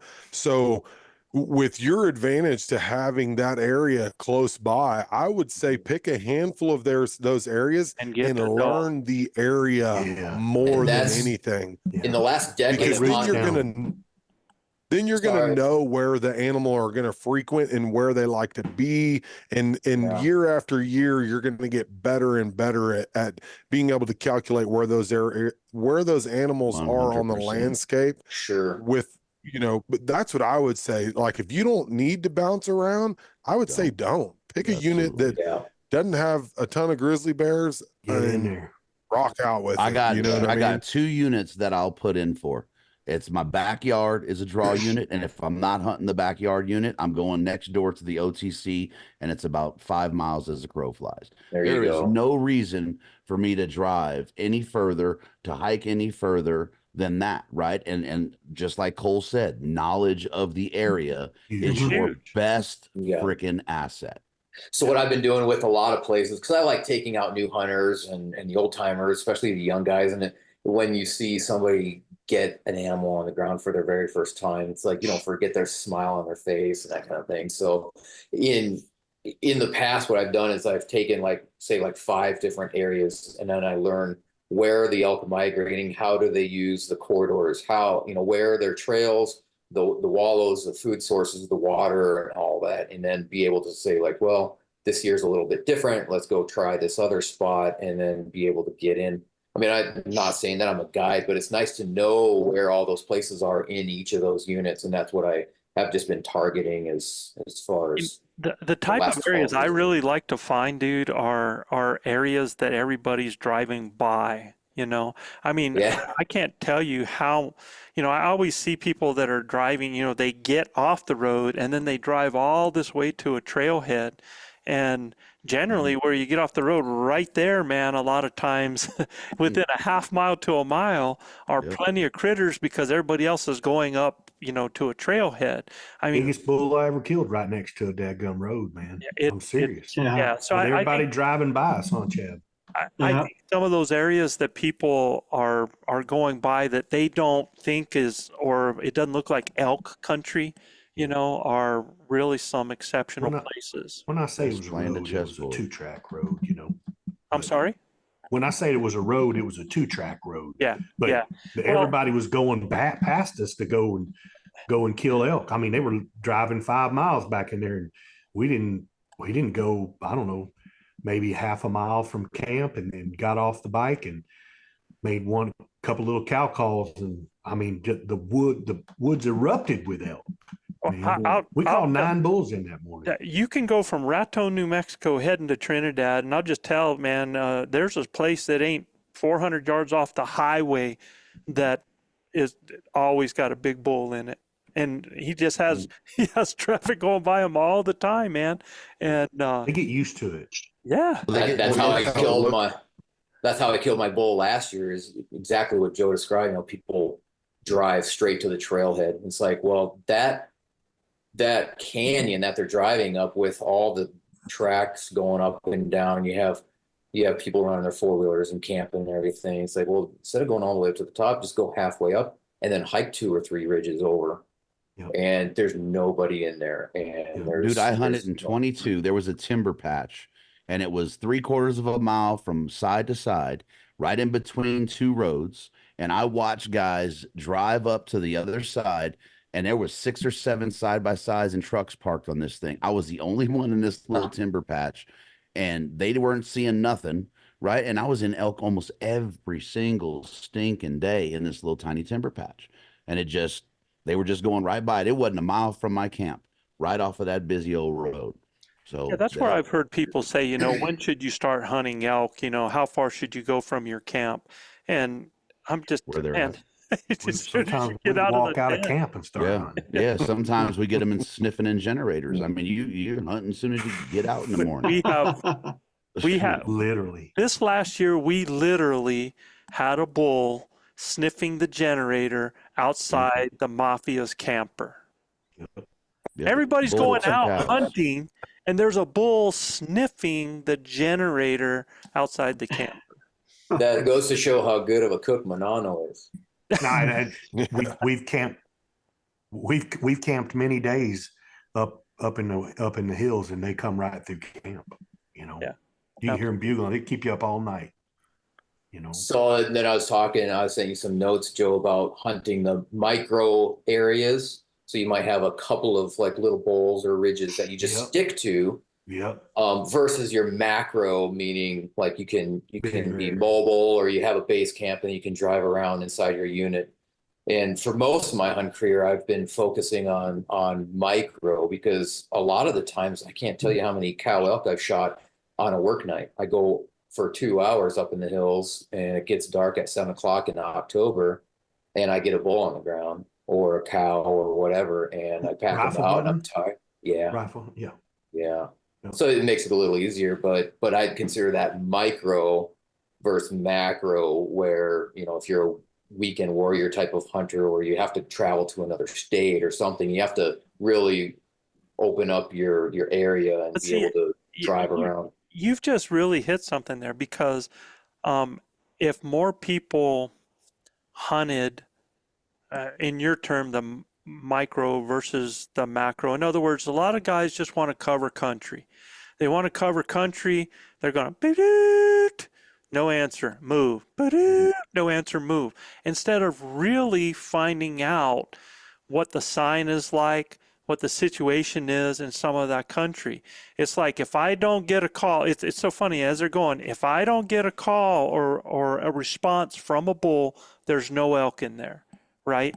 And and that's like, you know, what you just heard from Guy, had they hunted micro instead of just worrying about covering country and thinking that the only thing to find elk was a response with a bugle, then they would kill a lot more elk, because they would find that there's animals in there, right? So How many times have we gone one ridge over, Joe, and boom, ain't in nothing, and then just cross a little ridge, and I mean, it's assholes and elbows. You know, But I think it's it I is think on. it's hugely important, right? Especially if you're hunting out of state in an area you don't know, having the macro locations, right? That A, B, C, D, Sure. E, F plan is hugely important, right? If you don't get boots on the ground, you don't know the area, or you get boots on the ground, June, July, you get there in September, and oh my God, there's 30-foot trailers end to end. Look what we did in Colorado. Right. And then having that macro plan as well. I don't think that one is better suited than the other. I think hunting the micro and focusing in on that area and the knowledge of that area is huge,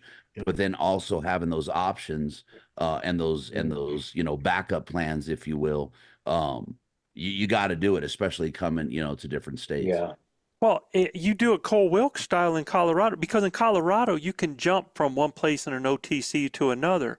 Yep. So Cole's macro is like 200 square miles. State. Yeah, the whole it's state. stupid. That's right.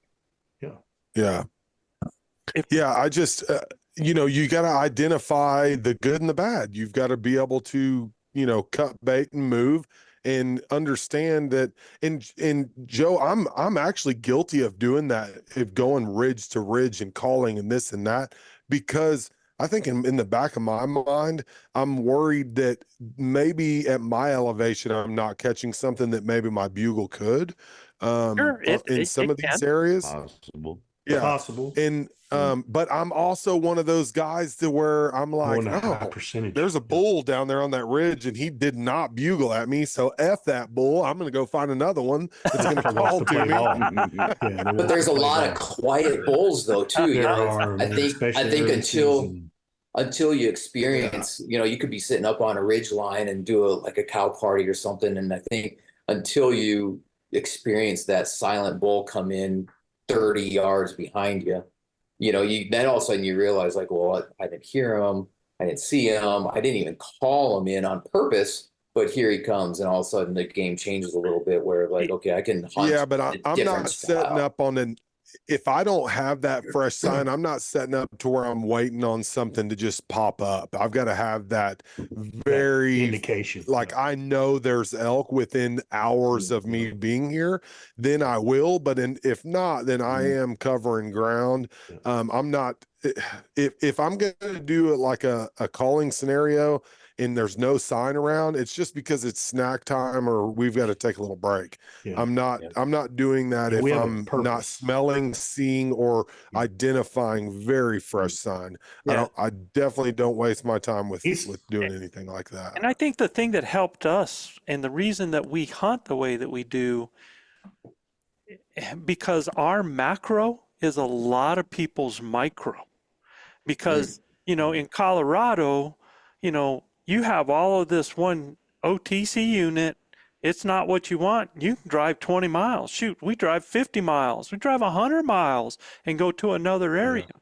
Well, when you get a unit in New Mexico, if it's 40,000 acres, if it's 80,000 acres, that's it, buddy. So you had better be able to have in your macro area, which is a lot of people's micro, you better have multiple micros within that you understand how the elk move and where they're going to be and how to hunt it. You got to become way more intimate. And I think that is probably what has lent to our style, so that we do a lot of type scenario calling while we're moving. And understand, a scenario is any time that you are reproducing elk things and what elk are doing. That's a scenario. And so when I'm moving through elk trails, sounding like a small group of cows in there that's moving through a small herd, I've got animals coming to me in their time that are a lot of times going to come in silent early season, right? It's going to happen that way. But because I'm hunting it that way and I'm sounding, putting on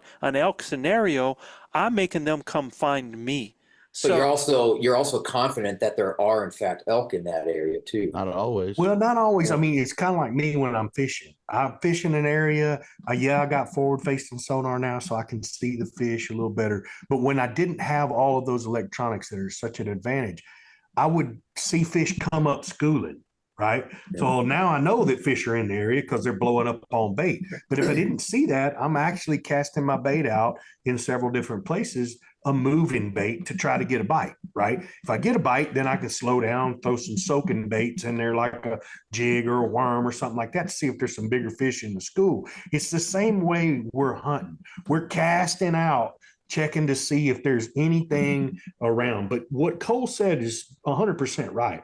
I'm not just walking out of camp and stopping at my first place and thinking that I'm going to make a setup just because I'm going to do that. I need something to tell me that I need to do that, whether it's fresh sign, whether we hear a bull, whether we hear some cow sounds, whether we got fresh sign in the area. Those are the things and the reason why I'm making a setup and where I'm going through a scenario, right? You know what? Now I may just do a broadcast or something like that to see if I can get a bull to sound off in an area. So I may, do a location bugle to see if I can get one to sound off, especially early in the morning, right at daylight, But generally, I need a reason, like Cole said, to set up a scenario. One of the things that I think we miss when we talk about sign, right, is over time you just understand what that terrain looks like for that animal, right, and that can't be discounted at all, right? Because you can walk into an area and not really see the sign and look around and be like, man, there's got to be elk in here. It's elky as hell, right? And I mean, and it'll surprise you, and maybe they're silent, maybe they're not, maybe you're just missing the sign, or that trail is a little bit further down, you're just not seeing where they're traveling. So really honing in, like you said, year after year, you've been pretty successful in that October season, right? You're drawn to something there. In my opinion, right? You're being drawn to these areas. You're looking at this area and you're going, okay, I've done this before. And it just becomes part of that second nature as we're chasing these animals. I mean, you put me in somewhere with mule deer and I ain't got to do nothing. I'm going to find the mule deer. The elk ain't that nice to me, but mule deer, Gil would disagree. I would agree. I'm going with Guy because I got to get that mule deer off my back. But that, that's so funny. Good. Yeah, that's so funny that you're saying that, Guy, because Joel and I just had John Young on our podcast, and at the end of it, we were talking about intuitive tracking, right? Without any feedback of sign or anything like that. Sometimes you've just got to go through and believe your gut feeling that tells you that because there's nothing better than having confidence in what you're doing, right? So it doesn't freaking matter. If you have confidence that there is elk there without seeing any sign, by all means, buddy, you better set up and do the right thing and listen to your gut. I 100% agree with that for sure. And before go ahead. There are times that's happened that you're like, this is just elky. I know there's nothing fresh, but it's here. It's gotta be here, and it's almost like you manifest it. Yeah. Joe, I asked you earlier today about your flying V setup and why would you do that in certain types of terrain? And you were just talking about the scenario used in that type of terrain. So I wanted you to expand on where and what type of terrain and why would you go in that flying V type of setup? And it does in fact take 3 people, is that correct? Oh, the flying V does, yeah, because you got 2 shooters and you got a caller, or you can invert it and you can go 2 callers and have 1 shooter, right? You can, and it depends on what's happening. You can have all 3 guys calling in a scenario setup, and then you hear one guy go quiet. Something's up when he goes quiet. So we know on the other guys he's got an elk spotted, and one of us can actually, keep pulling that animal coming by. But a lot of times when we do the flying V setup, it's an offensive thing that we're doing because we've had an animal that has given away his location. And once he gives away his location, I don't care if it's a chuckle, I don't care if it's a mew, because a lot of early season bulls that I've killed did nothing but mew. And a lot of people don't realize that. They think it's a cow. When I hear that single mew in the morning like that loud single mew responding to my single mew, I know it's another bull out there. And I've brought them in that way. But when they make that, and I know that we are in a situation in good terrain that animal, like let's say that it's pretty even terrain. And, everybody's always talking about hill and them going to bed up the hills. It's not always like that, too. I mean, you got mesa country, you got flatter country, you got Arizona country. We got a lot of things happening where they're not necessarily going to this, north face. They're just looking for shade. Sometimes it's even down in a crack or a crevice, or it's off the side of a hill, right? So when we get in that, we get an animal that responds to us. My guys know when we give the signal, they're just going to get out in a situation. Like if I'm designated caller and I got 2 shooters, I really like to have 2 shooters, man, because I know that I can put on a show back there and sound like 3 different people, right? I can sound like a whole herd. I can move. I can get away. I can make things realistic. And by them being in that V, and you can either do the V or you can do that. You can do that inverted J or L, just depends on what the wind is doing a lot of times as well, right? And like if I'm on a ridge top, we're not going to do a V if we're on a ridge top. I'm gonna have one person go straight to me and one person go to the downwind side, because a lot of times they'll travel on that downwind side of the ridge instead of pop up on the top of it. If they pop up on the top, then that person on the top is going to have that. He might not even see the bull if he comes up the side of that trying to get to this cow that's talking, because I'm throwing my calls back behind me. So a lot of times it depends, like you said, on the terrain. Now, if we're in a flat area and I have a high point, right, where I'm calling from, or anything I can drop off back in the back, I really prefer as a caller to have something where I'm actually able to see and to drop down behind. Because a lot of times if I get an animal that is coming and I spot and I know where my shooters are, I can drop down to another level and actually move. If my calling isn't steering them, I will actually draw back and sound, and I want to make noise with my feet. I want to roll rocks. I want to go in a direction that's going to pull or suck that bull by my shooters. And by having 2 of those guys there, I know one guy's going to come out with the shot. That's what I like about it, because So as the caller, then you're back far enough so the bull can't see you, but your shooter can see you. Is that correct? Sometimes not. Sometimes yes, Sometimes no. sometimes no. I mean, I will sometimes risk not seeing my shooters and have confidence in them, because really, if I'm a guide, I really need to see my guy, because a lot of times I'm even on his shoulder because they just don't know a whole lot about elk. The guys I hunt with know elk and understand to move, right? So that's like when Chav and when I killed a big bull that I had no intention of killing, I was trying to pull it to him. So I drop off and start pulling the animal in a direction, especially if I see them trying to circle one way that I know they're going to catch their wind. I do just the opposite direction of where the bull's going, and I'm sounding off so that I turn him short of hitting my shooter's wind. I play that game with them. So yes, I'm back behind. I have the V. A lot of times I can see my shooters. A lot of times I can't, but a lot of times I can see the playing field. Sometimes I can't, right? So what I have to do is I have to really be sharp in listening and do, I already know there's an animal there because he's either sounded off, right? And most of the time that's when we do our flying V. So my job now is just to put on a scenario enough to convince those bulls to come check it out. Manano killed a bull one year in the flying V. I never saw the bull, never saw Manano shoot him, right? But because I don't think you saw me shoot that 6x7. I think you heard me shoot him, but you didn't never see the bull. I mean, he came down and Manano goes, he crashed right over there. And Joe goes, he shot one? But he goes, yeah, he shot him. I mean, Joe never knew it. Red Bull's dead as a hammer over there, but I did my job. I did my job playing the scenario out. He did his job as the shooter, putting himself in the best position. And Gil, Manano did a great job with the camera too. We can't show that footage because it really needs to be bleeped out. But at the end of the day, it was freaking perfect.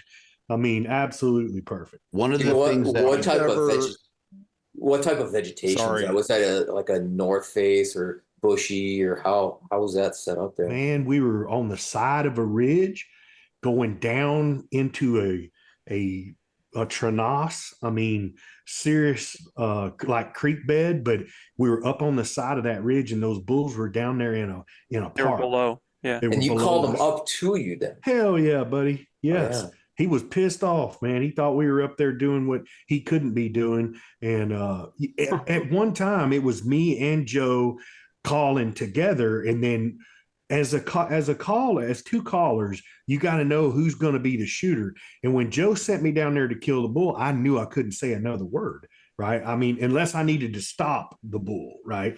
But I just shut up and let Joe do his thing. And that bull heard all that commotion, me running down there.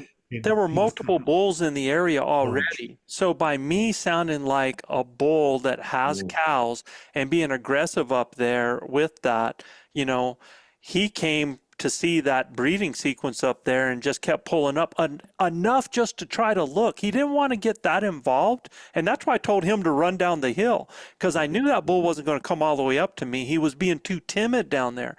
But by running him down there and me still putting on and actually going away, I'm sucking him up to my shooter. So you just have to be aware, like Cole was talking earlier, you have to be aware of the situation. What is the animal's temperament? What's happening with the other elk around you? What's the terrain doing? What is it offering you? And what is it that elk do that makes a satellite circle a herd? Well, if a satellite is going to circle a herd, well, I'm going to be a herd and I'm going to suck him right to me as I'm going away, right? And let my shooter leg back and kill that thing. One of the things that's important to talk about when we talk about, the flying V or whatever that, formation you decide to go is you need to have the conversation with your shooters, with your caller, to understand, when you're doing what, if you hear this, right, there has to be a level of communication, right? When you talk the ElkBros situation, that communication is just there at this point, right? But if you're talking a new group of guys that you're trying to do this with, make sure that you have the camp conversation, right? And understand, hey, I'm going to do a this. mock setup ahead of time. So I was just going to ask that guy is if, say I found my two new hunting buddies and we're sitting at camp, that's the time then you're saying like, oh, heck yeah, brother, like, you don't. Hey, if we set up this way, and then also you guys probably have a sign language of your own that you also know. Yeah. Okay. Yeah. So you don't want to figure that out in the heat of the moment, right? Because somebody's going to be cussing somebody. Yeah. Guy got to coach one of our American patriots, Dr. Bob Mabry, and unbelievable human being, 28-year, Green Beret, guy's an American hero. I mean, a stone cold killer. I mean, that's what this cat is, right? He's built like that, and now he's a doctor and just as nice a man you'll ever meet. He called a really good bull in for Dr. Bob, but Dr. Bob never been in that situation before. If he calls that bull in for me or Joe, we probably step out of there and go get him and kill him, right? But Dr. Bob didn't understand that. And he doesn't have the experience level Guy does. If Guy's in the situation, God probably does kill that bull. He's in a coaching situation, man. Right, Of course he does it, right? Exactly. So again, it was big ass bull. That was the greatest thing I've ever heard called. No, look, man, this guy's finished, Bin Laden type dudes, right? He don't have no problem doing the kill part. It's at the end of the day, getting in on a kill shot for a bull elk ain't easy, fellas. You got to be able to put yourself in the right position for the stars to line up. And if you hesitate one iota, you're done, and Guy will tell you he did everything he could to put Bob in the right position. But at the end of the day, it wasn't going to work out because of everything he could, except for having Bob understand that. Exactly. So I think we can't expect him to. Well, I've thought about this, right? And going into this season, I look back at what I saw from the hunters and things like that, right? And one of the things that I think is very important is expecting the unexpected. You are going to be put in a scenario by an animal that you're just pulling in that you're not expecting to happen. Now, the difference in what happened with Doc Bob is I told him where the bull was coming from exactly, right? That bull did exactly what we talked about. I mean, it couldn't have played out any any more perfect. Okay. He didn't expect it, right? You go you have your bullet here about 3 days. You go 3, 4, 7, 17, 20 days on the mountain, and you're getting your butt kicked, or you ain't had these responses.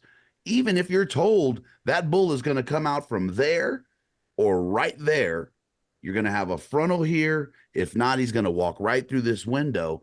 It's still unexpected, right? So expecting what you don't expect, I can't say the unexpected, is hugely important in my head. And in that scenario was just that. The bull shocked the living piss out of Bob because he did not expect it to do exactly what we asked it to do. Mm-hmm. And that was the greatest ever, man. In retrospect, I knew exactly what that bull that Joe was pulling towards me was going to do. Mm-hmm. I just had to get myself in position and find a window. Look, I shot him to between about a foot window between two big aspen trees at 57 yards. Was not an easy shot. One of the best shots I've ever made on a bull. And I mean, but I knew when I had ranged that area when he come walking up through there, and he stopped like in the perfect spot. I didn't even have to cow call to him, nothing. I'm already at full draw. And by the time Manano got the camera rolling, all he caught was the shot, you know, and we put him down. I mean, that bull was dead in less than 12 seconds, man. You know, it was unbelievable. But if you don't understand the game, it's hard to finish. You know, I mean, Cole, you've done this a long time. The first time you kill an elk, it makes it easier on the second time, just because you know how to finish. You know, it makes they start kind of falling in line after that. Yep. You would hope, anyway. Yeah. What I was going to say, easy though. None of it's easy. No. But in that partner situation, you know, you have to remember that both parts have to stay dynamic. You can't just expect it. You can't just expect the bull to read your plan every single time. Yep. It's not going to happen that way. And you and your partner both, like, I don't like to lose sight of my hunter because they give me so much feedback. And they're looking towards the bull. Okay. So if you're watching your hunter and you're calling, so that's what's so crazy is I've called in several different bulls for several different people. I've never seen the bull itself. I've only watched my hunter and been right on that brink to where if I have to, I can dip out and be out of sight. But I'm always watching my hunter because he is telling me, along with the bull is telling me everything that's happening in that situation. So just to the point of whenever I see my hunter start to raise an elbow, okay, he can see the bull. That's when you can start like putting all that together. Or if you're watching him and he's looking like this and he's starting to move, you know, then you can tell like, okay, the bull's doing something weird and we need to reposition, or he's swinging and I need to swing the opposite way to be able to draw that bull across my hunter. I seen this happen so many times and actually I saw this in Hunt Wars where these guys didn't have that communication, and the caller hunter aspect of it was just they didn't communicate, and the hunter went to the elk and the caller stayed where he was and thought everything was hunky-dory, and he lost his hunter. We had to refigure everything out, make a bunch of cow calls and stuff like that, and try to figure out where our hunter went for 45 minutes. Yeah. So just always feeling. When I'm in guide mode, I never lose sight of my hunter when I'm in guide mode, ever. For sure. And that's one thing I wanted to clear up is whenever we're hunting with Manano or Gilbert or Luis or any of that, those guys know not to leave too far from their setup without letting their caller know. Yep. Right. Yeah, And a new hunter or crow call or whatever, man. Exactly. A new partner setup might not know that. And just because you can hear that bull in your partner, you have no idea where he is and you don't know what to do at that point. So just be real careful whenever you're in that partner situation, because next thing you know, you're sweeping to the left, you know, to try to get the bull to pull towards your hunter, and your hunter's way off to the right, and you have the shot and he doesn't. Yeah. So what's a good wait time? Because I would think 45 minutes, right? Because there is a scenario where that bull starts coming in, your position is correct, and that bull decides flump I'm going to bed down. Yeah. Right. I mean, and if I'm that hunter, F you, Gil, I'm dropping down on that bull to put an arrow in his butt, and that may take a little while. If you see him, that's not an issue because he's going to turn, he's going to go like that and let you know that he's going in and tell you to stay, and then you just relax and let them have it, So if you don't see him, 45 minutes is a good little wait there. Oh, what guy said It's all about the communication of it. 100%, Cole. Yeah. That's Communication. right. Yeah. Scott, I hope we answered most of your questions and got to some of your other bullet points as well, man. And as far as you worrying about maintaining enthusiasm and staying focused in your energy, Call me. And call Guy. He'll put a fire in your ass. I promise you, man. Make sure you're eating in camp. Make sure you're keeping your body well fed. And look, man, sometimes we just need a day to recoup mentally, Yeah, I'm usually, there's nothing wrong with that, brother. I try to stay in shape, but every once in a while I'll have a roll of Oreos or something. But you get out there and like day 3 comes around and you're like, man, we've been doing this for 3 days straight. And now all of a sudden day 4 comes around, you got to go climb another 2,000 foot. I tell you what, dude, what we're going to do is we're going to take some of these that you have, and they're going to end up questions in some of our ElkBros mailboxes up there so that we make sure that we hit the rest of these as well. Yeah. I mean, some of these we could do another podcast on. All I'm going to say is you waited 330 some odd days for that month opportunity. Damn right. Best push past 72 god dang hours, son. And you never know, it might be your last September, right? We're blessed with every day that we're given. Right. So, it sounds cliche, in our realm, we only have so many. So, don't ever look that gift horse in the mouth when day 3 comes around and you're being a little biatch.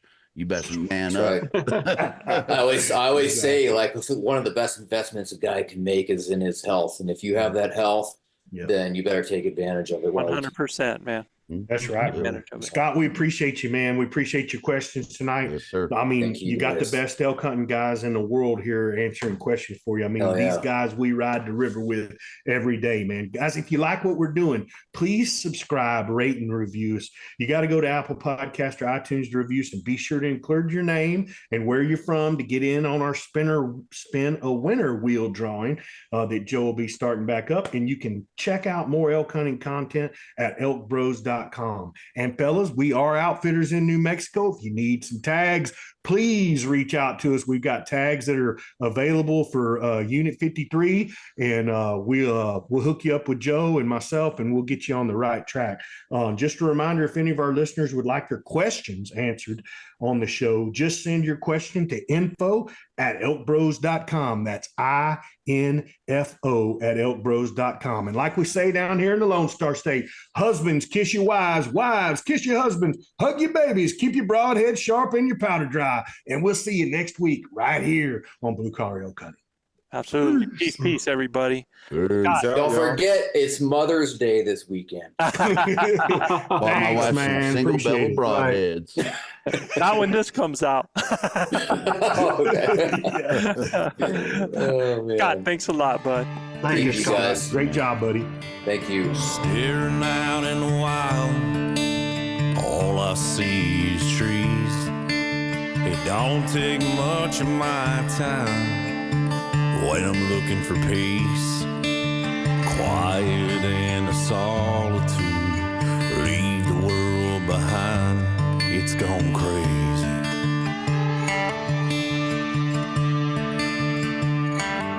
I've been up and down these highways, man, I've seen them all change.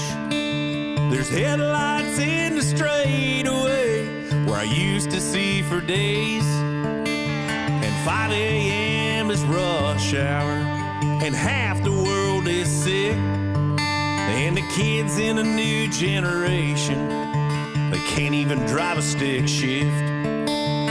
We need to hit the pause button, start thinking about a different way. If we could just get back to the old days.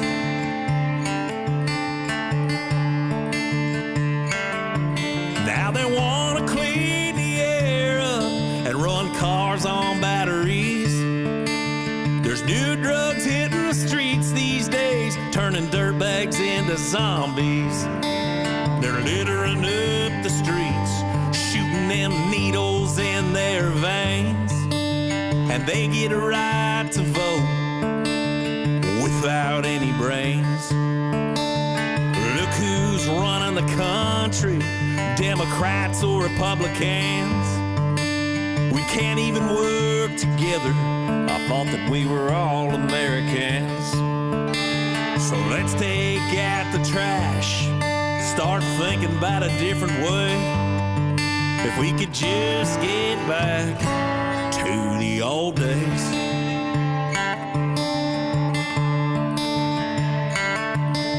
The old days were wild. They said the West was one. You never stole from anybody, or you'd see the south side of a gun.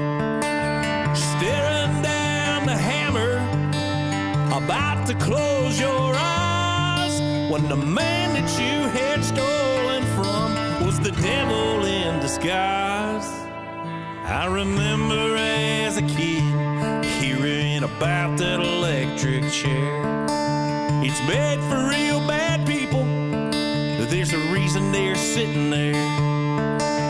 If you break the law, son, better reap what you sow. 'Cause you knew right from wrong, now hell's where you're gonna go. If you meant to take someone's life away, you bet your ass you'll damn sure pay. If we could just get back to the old days.